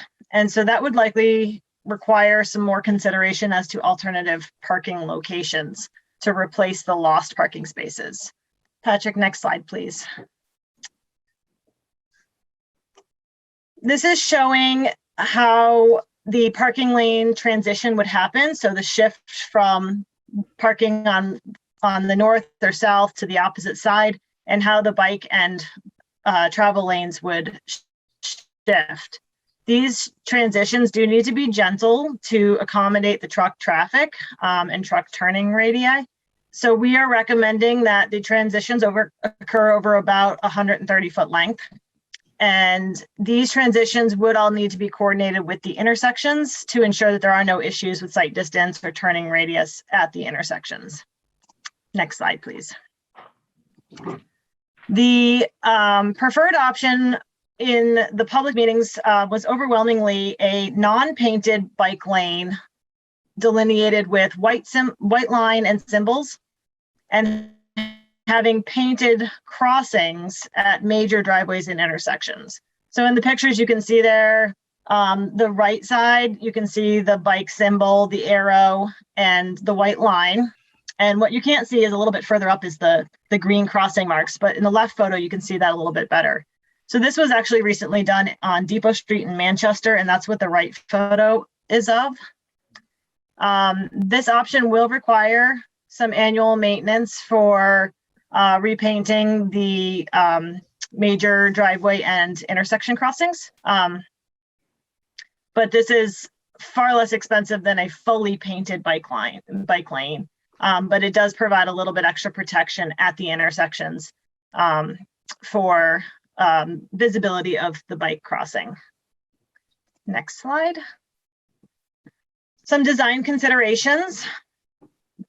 So these would be detailed more during the design of the project. With parking located on one side of the road, as I noted, there may be an increase in pedestrian crossings. Options include the addition of new marked crosswalks or unmarked crossing areas.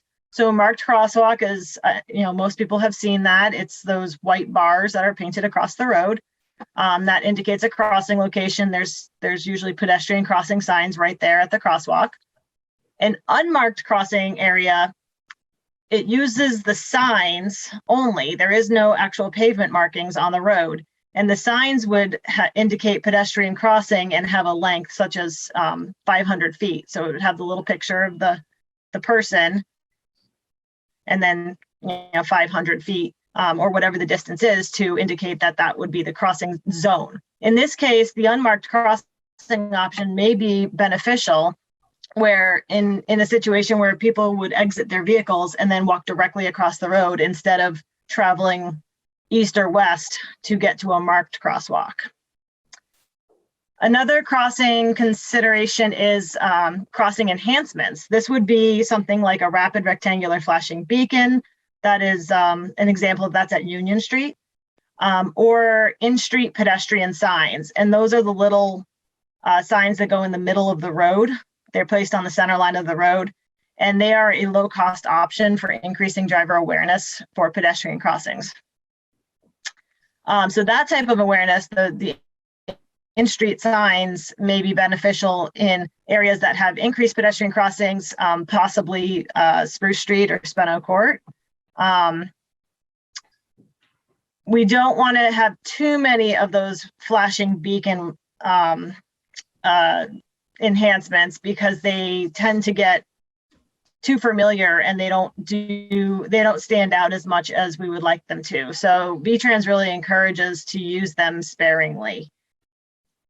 And then in terms of hazardous material, so the state has designated all downtown areas in the state as urban soil background areas. And this means that the soils in these areas have a higher probability of being contaminated due to increased vehicle traffic and development. It doesn't mean that the soils are definitely contaminated. Typically, excess soils from these areas would need to be used in an urban soil background area. So when we excavate out for, let's say, a sidewalk replacement, the soils that we take out and don't need to put back in would have to be used within an urban soil background area, or they have to be disposed of as hazardous material. There is an option to perform soil testing to confirm if contamination is present, and if none is found, the excess soils would be considered clean and could be disposed of as clean fill. If they are contaminated and cannot be used in the urban soil background area, then there would be a cost associated with disposal. And then in terms of utilities, the preferred alternative may require the relocation of approximately 7 utility poles and possibly some of those flashing beacons that are already there. And that would be for the sidewalk. The utility poles would be for the sidewalk replacements. And the flashing beacons, I think, are also for the sidewalk replacements as well. There would also potentially be minor adjustments to water valve boxes and sewer manhole covers. This would be usually just minor vertical adjustments. The largest impact would be the storm drain system. There are 34 catch basins that are in close proximity to the curb line and would likely require some type of adjustment to accommodate a curb line relocation. This doesn't necessarily mean moving them. It could just mean adjusting the grate. Next slide. So the cost estimate. So for everything, for all of the sidewalk replacements and all of the bike lane improvements, the estimated construction cost in 2021 dollars is $1,930,000, and that does include a 25% contingency. If the town planned to use VTrans funding, such as a bike ped grant or a transportation alternatives grant for final design and construction, there is a very specific process that needs to be followed, and it can take 3 to 4 years to get into construction. So with that in mind, we inflate the construction costs at 3% per year to plan for funding a project in 2026. And that would bring the estimated construction cost to $2,240,000, and that still includes the 25% contingency. Then there's also the cost of final design and construction phase engineering, as well as possibly local project management. And with these costs added in, the total project cost estimate would be $2,930,000 in 2026 dollars. Next slide. So with that large price tag, we certainly looked at phasing. So one of the committee's goals was to get the bike lanes installed as soon as possible. So the project can easily be phased to install these bike lanes in the short term and then plan for multiple projects for sidewalk replacement in a long range plan. So we broke it out that phase 1 would include the pavement marking reconfiguration to install the bike lanes, as well as some pedestrian crossing improvements that would accommodate the potential increased pedestrian crossings related to the single parking lane. As I previously discussed, the area from Green Street to Main Street may require more planning to provide alternative parking locations to replace the lost parking on the road. And so we also went ahead and divided phase 1 into sub-phases A and B. Phase 1A would be parking lane and pedestrian crossing improvements from exit 2 to Green Street. And then phase B would be from Green Street to Main Street. Breaking out the cost for those. So phase 1A, exit 2 to Green Street, would be the total project cost estimate for that is $28,000, and phase 1B is $25,000. The sidewalk replacements could be done in several phases over many years. And we would recommend that the town prioritize the various segments of sidewalk on Main Street and then, or sorry, on Route 9, and then compare that to other sidewalk replacement priorities throughout town and develop a long-range plan for sidewalk replacement. For funding, there are two main funding programs for this type of project. They are the Transportation Alternatives Grant and the Bicycle and Pedestrian Grant. These are both through VTrans. You can see the maximums and the matches there. And then also as part of the Bicycle and Pedestrian Grant, there is what's called a small scale grant. And these grants are 50% match. It's the same application schedule as the bike pedestrian grant. But it has a much faster process. It doesn't take as long to get through design.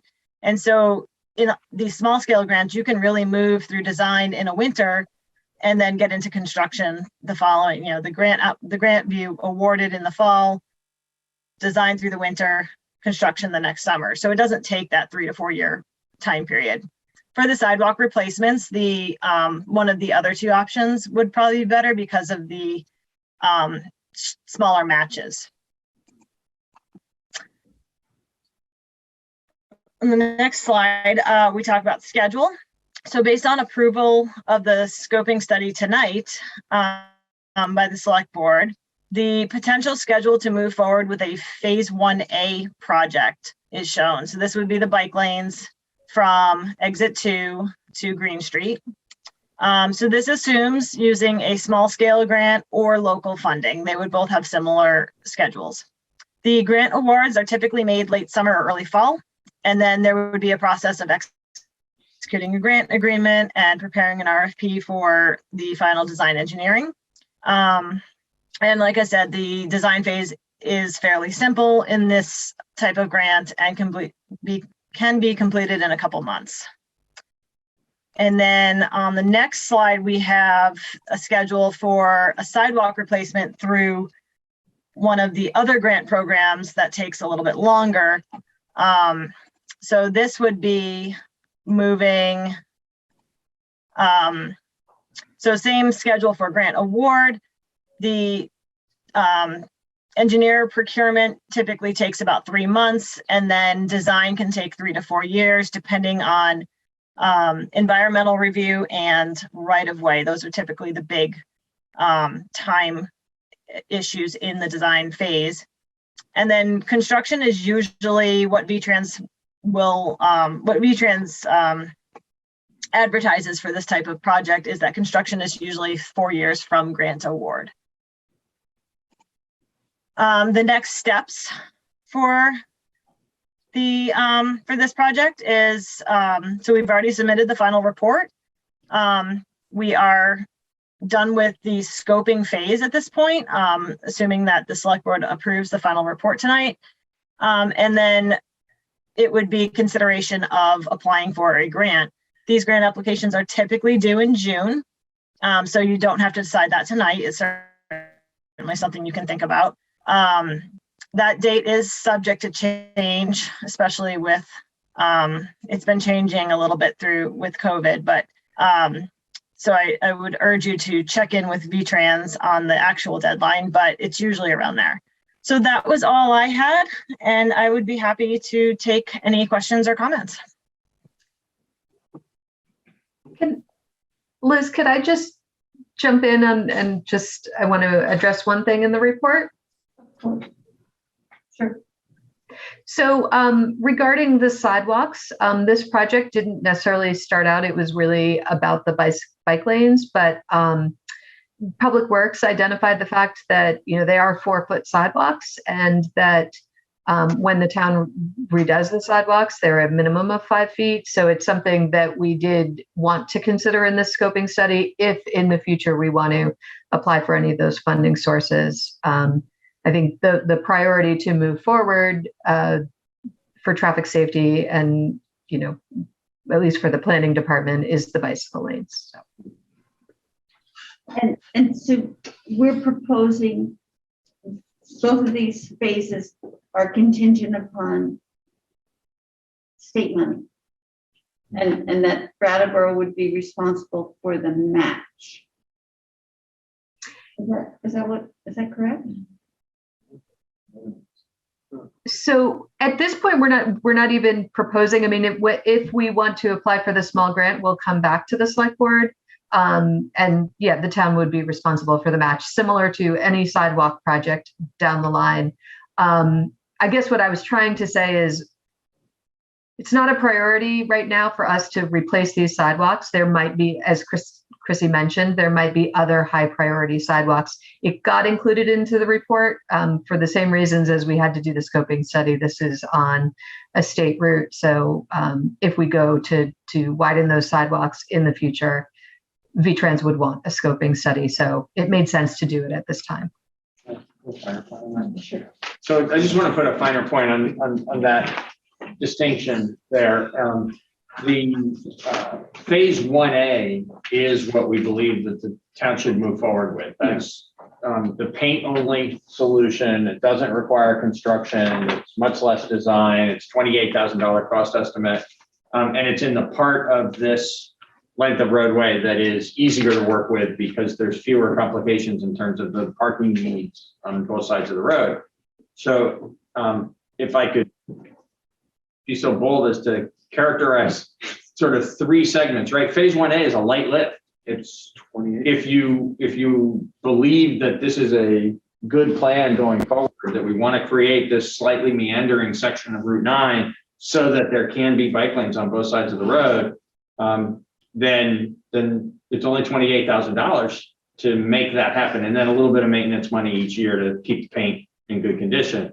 That we put $12,000 into the proposed capital budget for the coming year in order to be the local match. So if you followed the time frame that was described in the presentation, we're just completely queued up for that. And you would just make a decision sometime in the spring to go ahead and get into that process in the summer.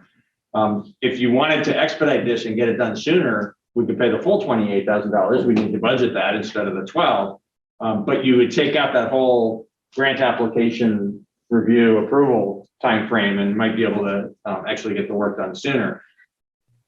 I believe that's really the only substantive consideration for you if you like what you've seen, because the things that are going to be a much heavier lift, first in doing the paint only solution in the more complicated section, and then over a period of years undertaking potentially millions of dollars worth of upgrades with all the sidewalk work and everything. Because this is a length of state highway, the route to getting the light lift done is embracing the overall intention here, but you're not committing to any of it. You might eventually, you and your successors might eventually actually pursue something on that scale. But the thing that it makes possible is moving quickly to address the paint only solution in the phase 1A. So that the motion is what's confusing me, because we're accepting the final report. Right. But no other action is taken until someone comes back to us and asks us to do the 1A. Right. I'd ask Chrissy or Sue to correct me if I'm wrong, but I believe that the state required us to do this scoping study because it's state highway. And similarly, before they are willing to put any state money into implementing the solution, they're going to want to see the governing body of the town having embraced the preferred alternative. So the action we've asked for is to endorse the preferred alternative because the light lift action is made possible by endorsing the long-term vision. Okay, we got all that? Yes. Yeah, Daniel, you're our traffic. Yeah, so Peter, Sue, and I are all on the traffic safety committee, and I've been on this since it was brought to us by members of the public who are asking for, and I thank Sue for laying out the history, they were asking for a bike lane. Mm-hmm. And what we ended up getting in this report is a bike lane plus. And I just want to say that I am still very much in favor of the bike lane. And so I am in favor of approving the final scoping report, and I'm happy to endorse the preferred alternative, you know, and I want to be really honest about the price tag of the whole build to do the whole bit of work seems like a big chunk of change to me. And I'm super committed to the bike lane, and the rest of the stuff, I would take a wait and see approach if, you know, if I'm on the board when there's some moments of decision. I am pretty curious about like how the bike lane striping would occur. It would occur in this meandering fashion. And so if the other pieces of it never happen, the parking lanes never get moved, we'll have this meandering bike lane along Western Avenue for a while. Even if the other pieces do happen, you'll still end up with a meandering bike lane because of the parking moving from one side to the other. Yeah, I understand that. But what I'm saying is, if this board commits to doing the painting between Exit 2 and Green Street, that will be done in this meandering fashion, as if there is only parking on certain sides. Sorry to those of you who actually prepared this. I think I can make it clear, and if I miss it, I'm going to stop talking. Right. Leave it with you where it ought to be. But I think it's this simple, Daniel. There'd be a little extra width to work with right now because of not widening the sidewalks. And Chrissy or Sue can speak to where that's going to have an impact. It's probably, you know, a little bit wider lane of one type or another somewhere in this configuration. But basically that run from High Street out to Exit 2 would be painted in the manner that the long-term, larger scale, more expensive solution envisions. There'll just be a little bit more width there because of the 4-foot sidewalks instead of the 5-foot sidewalks. Right. But it could stay like that forever if the town never pursues the larger scale version of the project. I just sort of feel like that's going to look really weird if the larger project never happens. But maybe I don't think so, because the geometry of the roadway is going to be the geometry of the roadway will be the same. It'll just be slightly narrower. Okay. It's not that the curb line is going to move like that. Okay. We're talking about 1 foot. Yeah. Going from a 4-foot sidewalk to a 5-foot. Well, let me kind of continue with my thoughts. So yes, bike lane, good. Thank you so much. You know, that's great. And I just want to be honest that I am wary of the rest of it. I walked this route the other day. I felt I walked from, you know, all the way to Memorial Park. It was lovely.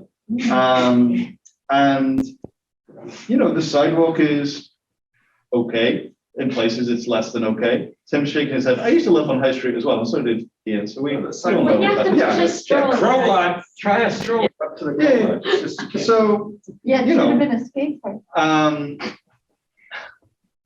So the sidewalk is in varying condition, right? It may well turn out not to be the highest priority sidewalk replacement project in the town. We did talk a couple of weeks back about considering a very large site, certainly evaluating the conditions of the sidewalks and then considering a very large project, which I'm still in favor of. So I just want to voice that, like, I'm in support of the original intent of the Traffic Safety Committee. You know, and when during those meetings where we discussed it, I was like, yes, this is good. I want to do this.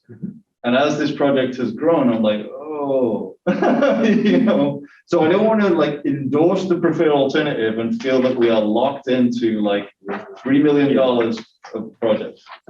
I'm sorry, I just have to reiterate again. I know you're not locking into anything at all. But if you don't endorse the preferred alternative, you will be ineligible for state money. I'm not even sure actually from a permitting point of view, since it is state highway, whether there might be an impediment to implementing the bike lanes, even with town money. Chrissy could speak to that. But you certainly aren't going to be eligible to receive state money to help make it happen unless you endorse the preferred alternative. But in endorsing the preferred alternative, you are making zero commitment to building out the $3 million project. Okay. And I just want like members of the public who are less, or maybe haven't read this big report and weren't in all the Traffic Safety Committee meetings, to know that like you know, the bike lane is the thing that we're working on, and this scoping report identifies a way to do it, but we are not saying at this point, we are gonna throw $3 million at this project. So now everybody's. Oh, let's. But Jessica, I've talked to you. Oh, just a quick question, and maybe Chrissy or Sue, you'd be the best to answer this. But in thinking about 1A and 1B, if we were really excited about 1A and putting those bike lanes in, could we apply for those small grants for 1A and 1B both? Do the work of 1A and use that as a match for the project? Use what for a match? For the Use project? the investment in 1A as the match for For the A full and B. 1A and B project grant proposal. Oh. I don't think it works that way. I don't think so. We could put them together and up our, and then do the 50% match. I think the concern that I have is that it's going to take some more public outreach and some more work to figure out the parking situation on High Street, which was why we were just, think that when the small grant comes out, we'll just pursue 1A if the select board, approves that. Because 1B is harder. Tim? Oh, okay. Do you mind? So I really enjoyed Daniel's comments because for once he did the money thing. I'm not as concerned. Yeah, what is about the going money. on? I don't even know. I'm not as concerned about the money for once. That feels so freeing. I'm really, well, I know, but we're gonna get money for it, you see. I'm really concerned about 1B, but I know I don't have to worry about it right now, right? Right. Peter, right, because past Green Street, you have an incredibly different situation. Absolutely. And we have incredible density, and those parking spaces on both sides are filled all day, Yes. Monday through Friday, yeah. Mhm. And that's a huge change for our community to absorb. Yes. Before, if they say, oh, preferred alternative, okay, wait, 1A is there, 1B goes all the way to Main Street using High Street. Yes. That's, so I wanna be really excited about the bike lanes, but. So may I just say again? I'm sorry. No. I'm going to apologize because I can see December 31st from here. And so I'm losing patience. And I apologize for that. But I have tried to say clearly. So I'm going to say one more time and try to be just so emphatically clear. And on behalf of the folks who actually did this work, right? I'm a recipient of this work just like you are. I just had, 1 week head start at looking at it. So the presentation itself said phase 1A, phase 1B, phase 2 plus, because it's going to be probably, if it ever happens, over many, many years. Yeah. So there's a absolute, not just understanding, but the concerns that you're expressing have been incorporated into the preparation of this that has been brought to you to say 1A is the easy part and it'll be great and it accomplishes the initial goal. 1B could be really cool, but it's going to require a lot more work, even though it's just paint. So if we figure it out, it's not going to be very expensive, but figuring it out is going to take more time. So it ought to be B, not A, so that A can move ahead because it's easy and cheap. Right. And phase 2 may or may not ever happen, depending on decisions you make about a long-term sidewalk replacement plan and or other things that are, just bigger and longer and not in play right now. But the fact is you don't get to go past the starting gate into implementing even the easy, cheap one unless you endorse the preferred alternative, which is why it has been presented to you in a way that makes it possible for you to endorse the preferred alternative and make zero commitment beyond phase. In fact, not even to phase 1A, although we would strongly recommend that you go ahead and make a commitment to phase 1A because it's easy and would have a significant positive impact. So we've sort of that $12,000 that you mentioned before, that was part of budget conversations a few weeks ago. right? Absolutely, yes. And that. To make is phase part 1A of possible. this. Yes. Okay. That's the match. It's the match to phase 1A for a state grant. Did we actually say that in that meeting? Yes, I'm buying Yes. it. I'm Yes. buying it, Peter. Thank you. I do have one question. It's probably an easy one. Easy one? Easy one. So, you guys, so was there any discussion about going down Green Street with? No, really, because it's already one way. It's already like, it's easier. Yeah. Well, there's It's already not actually- parking on one side. There's already, there we go. That's what I'm talking about. Yeah, So- it's actually, at traffic safety, I don't know whether you did in the study, at traffic safety, we talked about that. Would that be a better route for the bike lanes? And the answer is no, because of what happens with Green Street School. Every day, there is a period of time when it becomes a one-way street and it's overly congested. There's all kinds of stuff And going we're on fixing the there. intersection. And What's that? we also have to fix that intersection. So- Yes, and we also have to fix that intersection, which will make it not a straight shot anymore. You'd be making a hard right turn and then a left turn to go down the hill, which is going to make the whole situation safer in terms of the mix of vehicles and pedestrians, but less conducive to the bike lane. Anyway, the answer is it doesn't work. So don't answer that because Peter. Just kidding. Ian. All right. Well, first off, Peter, thank you. I think on that third emphatic explanation, these thick-skulled select board members have finally grasped this agenda item. So I'm there. I apologize to everybody. My question is, just talking more big picture about bike travel and bike lanes. I was really surprised and grateful for the data on how much it was this road was used for bikers and when it was used day wise, and that some of the highest days were like midweek, which indicates to me that this could be being used for like commuter biking. And so I'm wondering if there is a larger plan or a thought to, if you put a bike lane from exit 2, and even if we implement 1B somehow, and we get it all the way down to Main Street, is there a thought that to make this actually most effective, we would need to then connect it to the bike lane on Putney Road? Or is that not like really a part of this theory as to a larger community theory on bike encouraging alternative use of, travel and things like that? I'm just trying to grasp my head around, like, are we gonna, like, is that the next step from here, or?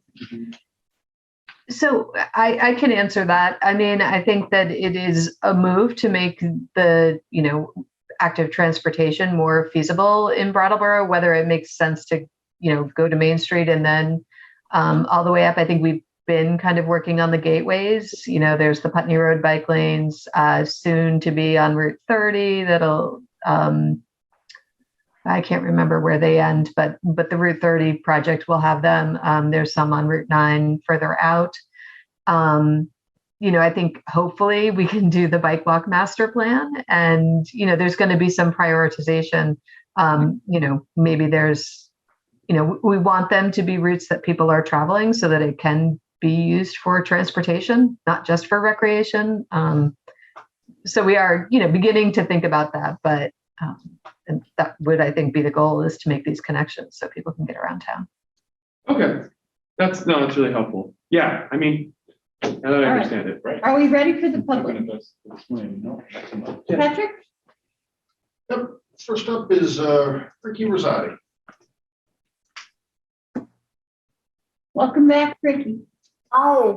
So I remember when the bike lane was presented, the draft for it at the Brattleboro Art Museum, and I was not the only person who was advocating for physical bike lane barriers. I was not alone in that. And I see on page 129 of the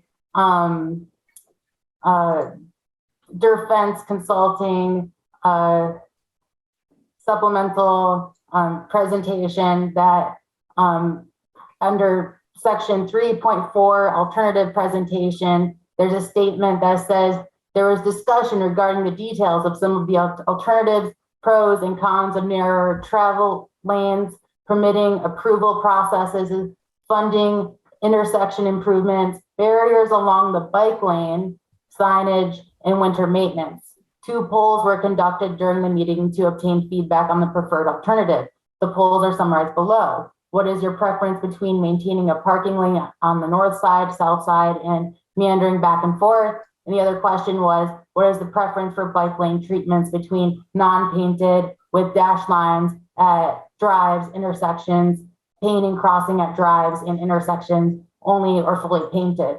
So their bike lane barriers, the physical barriers are, they were never surveyed. And so I just think that I have a lack of trust in the concern, the lack of concern shown for safety. I would feel safer just biking on the sidewalk, because I hope no one here has ever been in a fatal car accident before, or seen someone or seen a person or an animal get hit by a car. But in reality, it's very easy to do, and it's very easy to prevent with physical barriers. And I wouldn't support a multi-million-dollar project that isn't increasing the safety without the physical barriers. Do you have any comments in response to that? Daniel? Yeah, I'll tell you, I'll bike. I mean, I am actually, very much in favor of bike lanes that are separated by physical barriers. When we've talked about that traffic safety in the past, winter road maintenance comes up as an impediment. Cost is an impediment. I would rather we have bike lanes that are physically separated from traffic. But whenever we've had those conversations, it didn't get very far, Ricky, honestly. Well, whose fault is that? Excuse me? Whose fault is that for not getting any farther? Well, you could say it's mine, sure. But, I'm one person on a committee and one person on a select board. I am not the only person who gets to make the decision. And I would be in favor of endorsing an alternative that said physical separation between the roadway and the bike path, but that's not what's in front of us today. Well, everyone who approves a bike lane without a physical barrier is responsible for all of the accidents that are going to occur because of that. No, that's ridiculous. I don't believe that, but thank you. Well, let's ask Sue and Chrissy if there's a reason why a physical barrier was not put. Chrissy, can you, I feel like this was discussed at one of our steering committee meetings, and I think that there was concern about winter maintenance and the fact that, they don't exist. One of the alternatives that we did look at was kind of a multi-use path where the bikers and pedestrians could be off-road on, wide, I think it's like 13-foot, path on the side. And that was not supported from, those people that commute and, do their daily transportation needs through bicycling, kind of the commingling of the pedestrians. It wasn't the favored approach. But I think the barriers was more of, there were some maintenance issues with it, cost issues, unfamiliarity. Chrissy, if you have anything to add on that. Sure. So with as Sue mentioned, there was a discussion about a separate shared use path. So those are usually about 12 feet wide. We only would have enough space to put it on one side of the road. And that would require bicycles entering and exiting it to cross in at least one direction. They have to cross the road. So if it was on the south side of the road and somebody is heading west, they would have to cross over to get into it, and then again to exit it. So it makes the transitions in and out more difficult. in order to put any sort of barriers between a bike lane and a travel lane, we would have to take them away from being with traffic. So we wouldn't have one on each side of the road. We'd have to put them together. And then we'd have two-way bike traffic with some type of barrier, and then two-way vehicle traffic. And again, we get into the transition in and out of that, because at one end, you're going to have to cross over 2 lanes of traffic to get to, to continue your route. So the committee was against that type of transition in and out of a bike facility. And then there's also the input from Public Works. We had two members of the Public Works Department were on the committee as well. And, there are certainly concerns with winter maintenance in terms of barriers. The committee and the public had a lot of comments about maintaining the bike lanes in the winter, making sure they're plowed so that the bicycles can still travel in the winter. And that would be very difficult to do with any sort of barriers. Thank you. I think you're talking about some things that are inherently unsafe alternatives. So are there more members from the public who would like to speak? There are. And Millicent Cooley is next. Okay, Millicent, thanks for hanging in there. Hi, glad to see bike lanes happening. I have a question about the map I saw presented on Western Avenue. I want to make sure I understood it. I saw 4 ellipses that looked, I think when you were describing that map, the ellipses are places where you have to cross over in order to continue. Is that, did I understand that map correctly? Like, in other words, those down from one end of Western Avenue to the other one, Western Avenue going in one direction, will you need to cross over 4 times? Or did I misunderstand the symbols on that map? The bicycle traveling along Western Ave would not be crossing over the vehicle travel lanes at all. It would travel completely, on the south side of the road heading east and on the north side of the road heading west. Thank you. Those are just areas where the parking lane would transition back and forth. So the road would meander a little bit in those areas. Thank you. Thank you for clarifying. Great. Patrick? One more. We have Prudence McKinney. Okay, Prudence, welcome.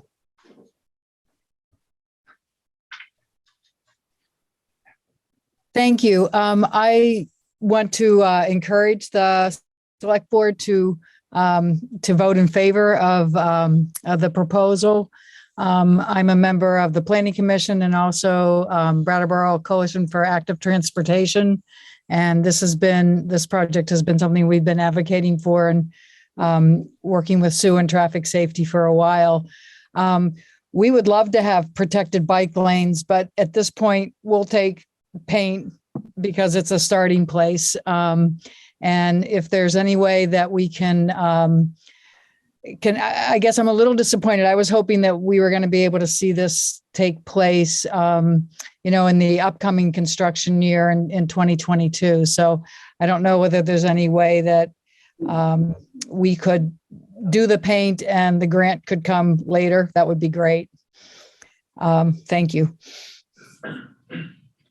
Okay, well, those further considerations can be brought to the Select Board, but right now we have the potential for someone to make a motion.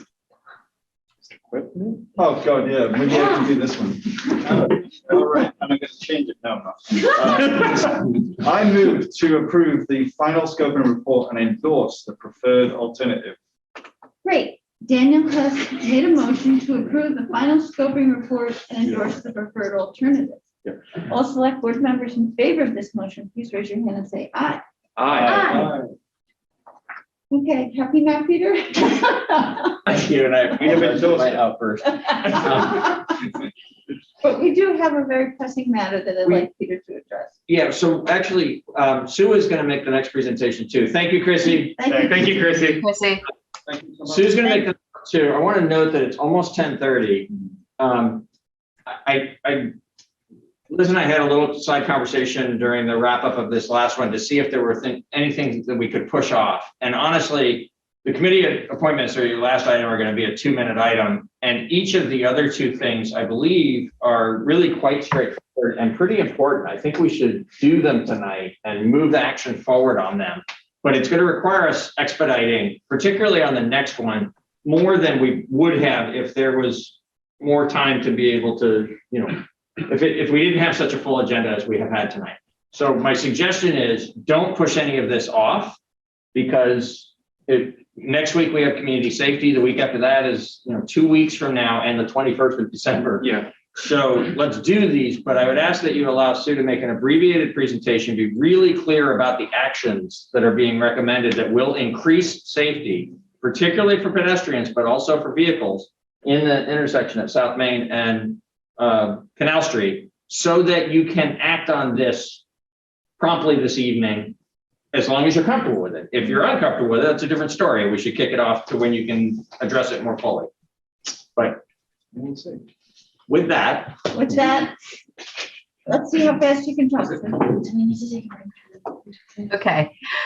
So Traffic Safety Committee has received several safety action requests to look at pedestrian safety in the South Main Street, Canal Street intersection. And Patrick, if you can put the slides up, I have a couple of images because I think it's easier to explain. So in 2020, we had the Wyndham Regional Commission help us do a crosswalk count. That's kind of where we started to understand how people were using it. That was during COVID. We knew pedestrian traffic was down. So we did it again this September. And this graphic here is kind of showing the crossing movements. So there were a total of 165 people that crossed Canal Street at the intersection during a 10-hour count period. And so, 114 of those people used the crosswalk, whether they were coming from the co-op side of the street or whether they were coming from South Main Street. Next slide, please. And there was quite a bit of people that were not crossing in the crosswalk. So that was 51 people. So this is a graphic showing the movements of those people. Next slide, please. So what we found was there wasn't necessarily a lot more crossing activity going on between 2020 and 2021, but there was a lot more people not crossing in the crosswalk. So about 31% crossing the street in that area were not using the sidewalk, compared to 13% back in 2020.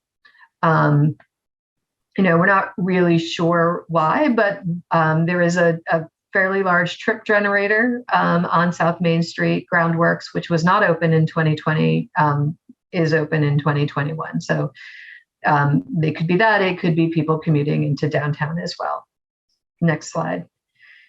So the other issue that we wanted to consider when we were recommending enhancements of that crosswalk was the fact that next summer there's going to be a traffic detour because Route 142 is going to be closed for several months. And so traffic is going to be rerouted down South Main Street and I think Fairground.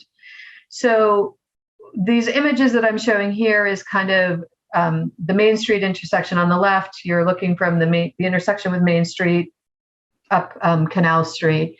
And you'll see that there's not a lot of stacking room for cars before you hit the intersection at South Main Street.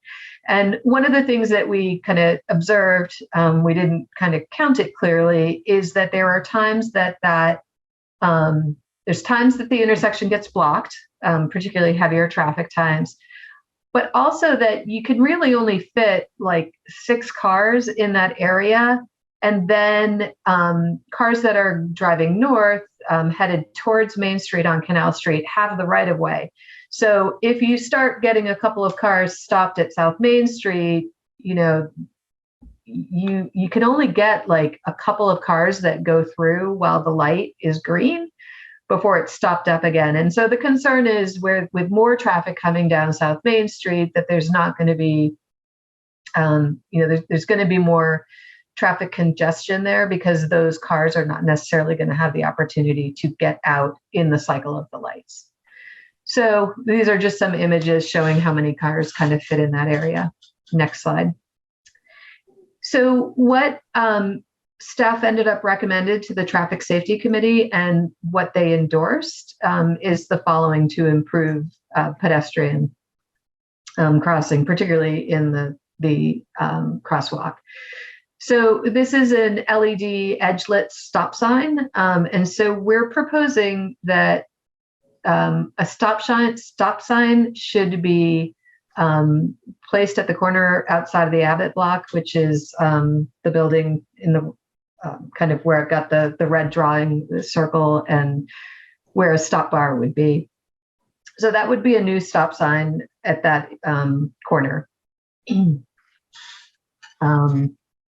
Next slide, please. As you go south on Canal Street, as you leave Main Street,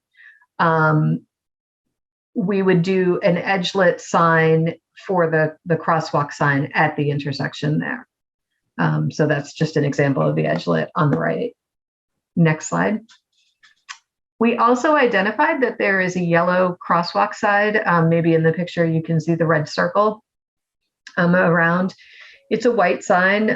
It kind of gets lost with, there's quite a bit of signage there. So we're recommending that that be replaced with a one of the more reflective yellow signs. Next slide, please. And then I just wanted to run through some of the other enhancements that we had considered, but ruled out for various reasons. So on the top left, that's a pedestrian refuge that, you know, is a nice enhancement and increased safety for pedestrians. However, that's going to take some design work. And so that was not kind of an immediate response that we could take and could be considered in the future. The top middle image is one of those in the middle of the road crosswalk signs that Chrissy talked about in the last presentation. And we ruled that out because, first of all, there's a lot of signage in the area, but also that would be picked up in the winter. It wouldn't remain in the middle of the intersection. The top right, excuse me, is a rapid rectangular flashing beacon, which we have several in town. And the issue with this sign is if it's a controlled intersection, such as the stop sign that we're recommending, you cannot use an RRFB per the guidelines from VTrans. So we felt that, you know, having it more as a controlled intersection had greater benefits than using an RRFB. And then the image on the bottom is kind of shows a bump out. Again, this is not a great use at a controlled intersection. It's really better for a mid-block crossing and would require design as well. So that would take longer to implement.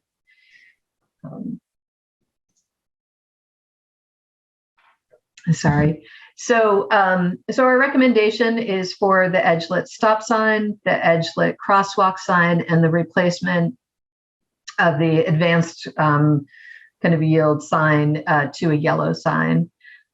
We did talk at Traffic Safety Committee that, you know, this is addressing one aspect of people crossing, you know, at the crosswalk, and there is a lot of people that are not using the crosswalk, and how can we, you know, hopefully, you know, help that situation.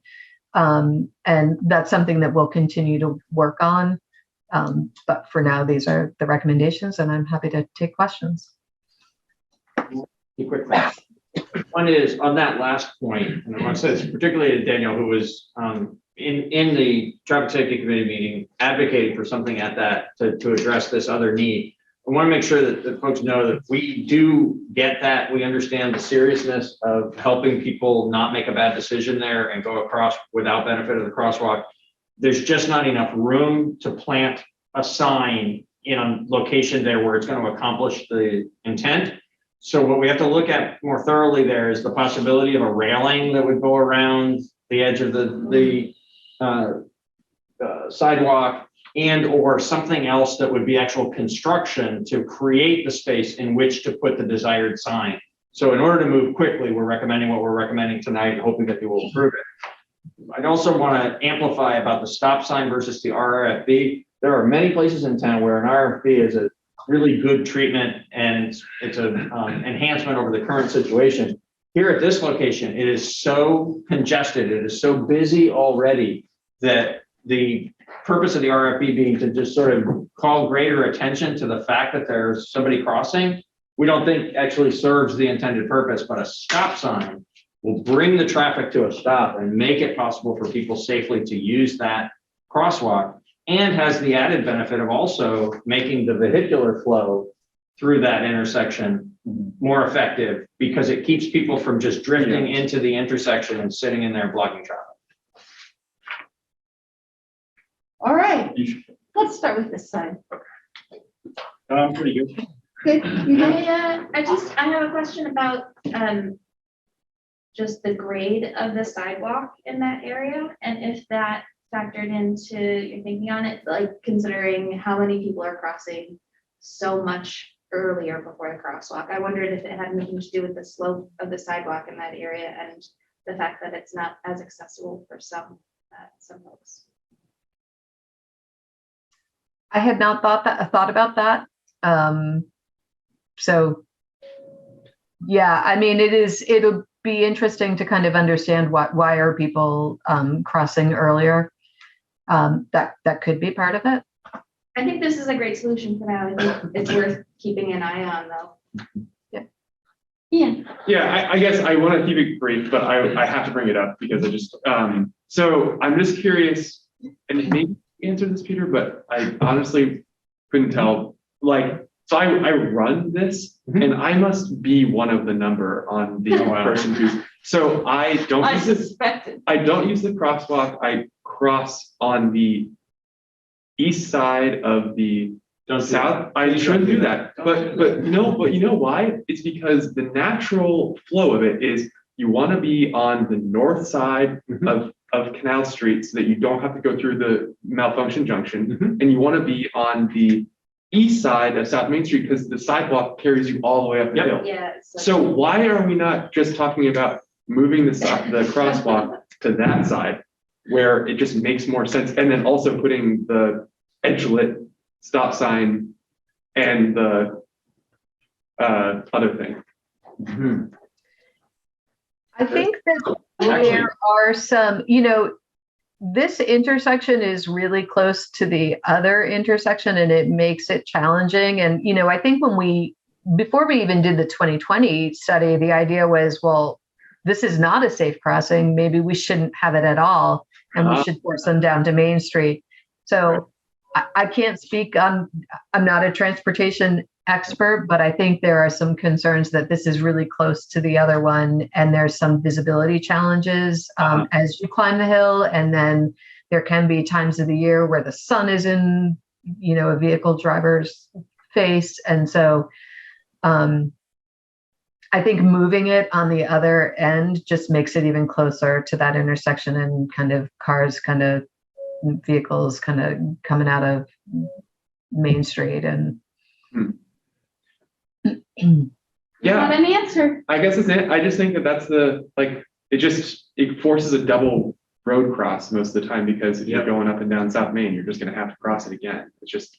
Yep. And that's why something like the railing barrier is probably going to need to be put in there to help people protect themselves, because there is not very far away. It may be a little less convenient, but not very far away down the hill, you actually get the benefit of a signalized intersection where you get a walk signal, and it's the safest possible way to get across the street. Yeah. Or by going, left and across, a little less convenient, a little less direct, but you've got crosswalks in both directions. Now you're going to have a stop sign helping you get across. Pedestrians and runners really need to not be jaywalking through such a busy, convoluted traffic situation. It's a very dangerous situation. But it gets back the most recent pedestrian who was hit at that intersection was doing exactly that. Was crossing at the location where you crossed. Yeah. Yeah. Fair. Thank you. Yes, I was in the committee meeting where we discussed this, and yes, I was happy with it then. And yes, I said this is only a piece of the thing. There's a stop sign at the bottom of South Main Street. Yes. Could there not be a sign added to the pole that says, use the crosswalk? You know, it's like you're coming down the bottom of South Main, you're walking on that, it's right here, you know. I don't know if you can add it to the stop sign, but you know, if there's room a little up the hill, maybe there's another sign that can be added to. I can check into whether it can be added to the stop sign. I looked at it today and I took a picture of it. I was just looking at it now, and it looks like there could be. I'm not a science expert, so what do I know? Yeah. But But the plan is to go ahead with these Yes. ideas and then And look at keep that working on the other. corner. absolutely, we are not going to forget about this. We're going to keep on it and make it as safe as we can be. Yeah. And we'll improve the crosswalk, and that's great. So, Great. good. And I'm all for this sign. It's a pretty nifty sign with the lights, so I Oh, I'm just can't excited. wait. Edge lit lights.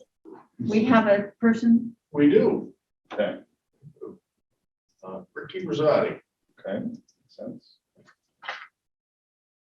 So I feel pretty frustrated by how I think I've been misunderstood with how I've been trying to explain my point of view about this for the last 3 years.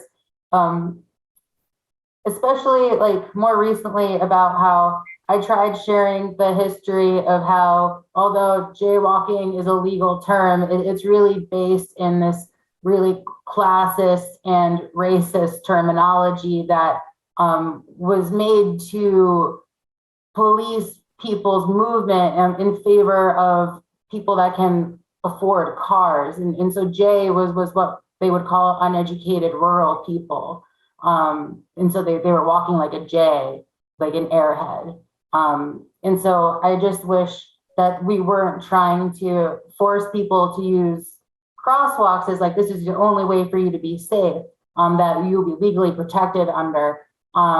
Especially just because like this crosswalk, I tried to explain why people don't use it, is because there are so many blind spots from the way that cars block the visions of each other. So I just hope, and I don't understand this about the lights that are being offered, that like, say I'm on the corner of the Abbott, and I hit that stop sign light on the Abbott side. Is the light on the opposite side of the road towards the co-op, or is there going to be another button for the light to show up if I want to go towards the Holstein building? Or is there going to be a lights on both sides of the road so traffic stops on both ways? Because like, say if I'm crossing from the Abbott to the Holstein building, there could still be a turning car coming from the co-op side, turning up to South Main. So like all of those lights kind of need to be on for me to really cross safely. So these lights are not pedestrian activated. They're on all the time to bring That's not going to visibility be to the helpful. People are crosswalk. going to ignore that if they're on all the time. They need to actually flash when someone is actually crossing the road, because they actually the cars need to stop. Does that make sense? That option, I think, would be the RRBF, and you know, for the reasons that we mentioned, it's not the recommendation. This is more about giving attention that the crosswalk is here, you know, pay attention to it. Just because the crosswalk is there,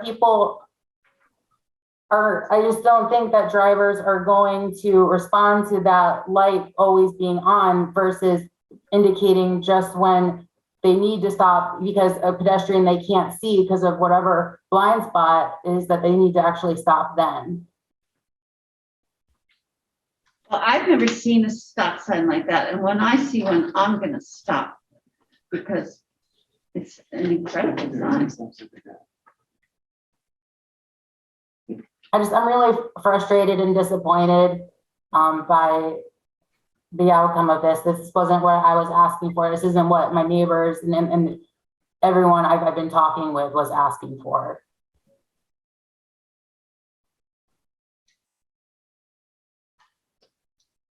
Well, this is the plan that was endorsed by the Traffic Safety Committee. Yeah, well, they don't live here. not on this spot. They don't have to cross it every day and try to survive. They haven't almost gotten hit by a car every day. They don't have to try to survive this. Well, if this plan is proposed to provide for safety. Well, maybe you can make an amendment.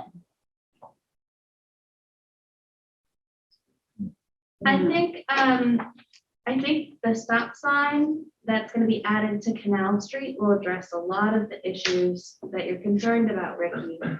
I also think that a few of us have said, you know, let's continue to monitor this. And there's going to be changes that are going to need to happen when traffic gets rerouted. So we're going to keep our eyes on it. We're going to keep our ears open, and we'll keep listening. Okay. And I believe this has been described as a partial solution. So we are all aware of the continuing issues. You're aware of these issues, but you're not doing what is really necessary to resolve them. You're just postponing the issues. And in the meantime, people's lives are in jeopardy of that. And you have a responsibility and due diligence to with the authority you've been enabled to actually protect people, and you're not. Thank you for your comment, Ricky. All right. Is there any more public who would like to speak? Okay, it's down to us. Would someone like to make a motion? I'll make a motion to approve the safety improvements at the intersection of Canal Street and South Main Street as recommended by the Traffic Safety Committee and town staff. Thank you, Tim. Tim has moved to approve the safety improvements at the intersection of Canal Street and South Main Street as recommended by the Traffic Safety Committee and town staff. All select board members in favor of this motion, please raise your hand and say aye. Aye. Aye. Okay, 5-0. Thank you very much. Thank you, Sue. Thank you for Thank you. all the hard work. Thanks. Route 30 item? Man, so I just want to say there's more thorough explanation of this in the backup because the brief cover memorandum has behind it a more detailed memorandum from Sue to the Traffic Safety Committee, as well as a couple of images there that show what we're talking about. But the question is really very straightforward. There's a location that people are very often crossing the road without benefit of a crosswalk between the Retreat Farm property and that sort of informal boat launch area that is, you know, in warm weather months used for kayak access, in cold weather months used for access to the ice. People are across that road all the time. Depending on what kind of event is going on and where they're parking, they go in one direction or the other, but it's a very frequent situation that pedestrians are using this road. It's a VTrans jurisdiction. It's not an area of town jurisdiction. So is the identical situation that we faced when we were looking to make safety improvements up on Putney Road in an area that VTrans controlled and not the town. We asked them to commit to some safety improvements and they did. They were very responsive to that.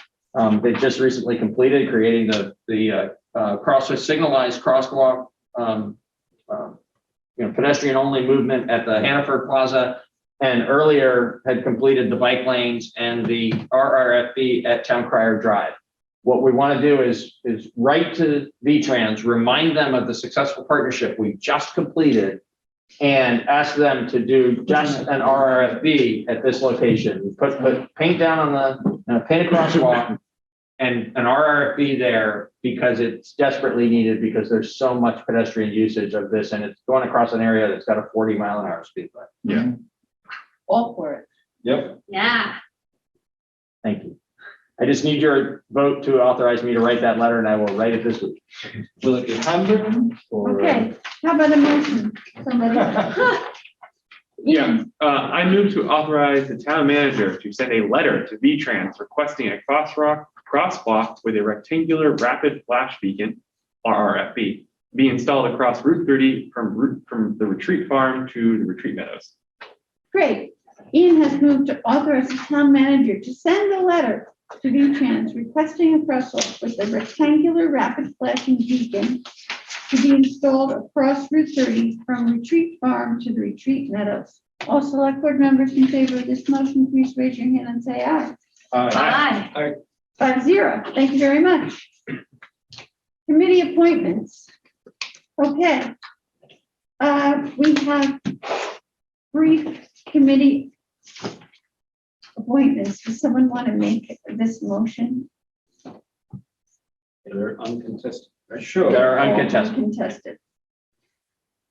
Can I just ask a maybe question for the motion? I just was curious because we have interviewed folks for positions in the past. Does that not happen this time because it's uncontested? Exactly. Exactly. The select board's longstanding practice, which any given select board can change if you prefer a different process, but the longstanding practice has been that you interview only when there's competition, and otherwise the people who have stepped forward get put on to on your agenda for you to make a decision about appointment. Lovely. Can I make a motion? Please. I move to appoint Richard Sullivan and Arthur Davis to the Energy Committee, each for a 3-year term, and to appoint Sarah Lang to the Planning Commission for a 4-year term. Great. Jessica has moved to appoint Richard Sullivan and Arthur Davis to the Energy Committee, each for a 3-year term, and to appoint Sarah Lang to the Planning Commission for a 4-year term. All select board members in favor of these appointments, please raise your hand and say aye. Aye. Thank you very much. Just, Peter, tell us what's happening next week and the week after. Next week, there'll be a single topic for the meeting, which is the community safety check-in. And then the following week, there'll be a regular select board meeting that currently has 3 or 4 items on it. We'll try, since it's the 21st of December, to keep the agenda on the light side if we can.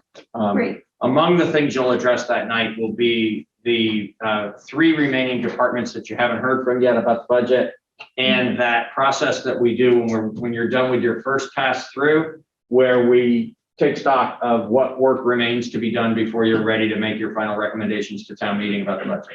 Yeah. Great. That'll all happen on the Is that the anything 21st. else meeting? I'm sorry? Is there anything else meeting? Pretty much. Yeah. Yeah, It is for Peter. Smell? Last call. Yeah. There's people who want to speak. I move to adjourn. Is there a topic that we're discussing right now? No, So good point. I leave this to the chairwoman. yeah.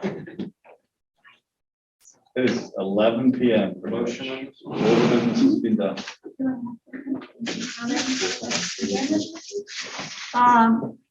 People can speak for 1 minute. Who is it? All right, we got Farm East.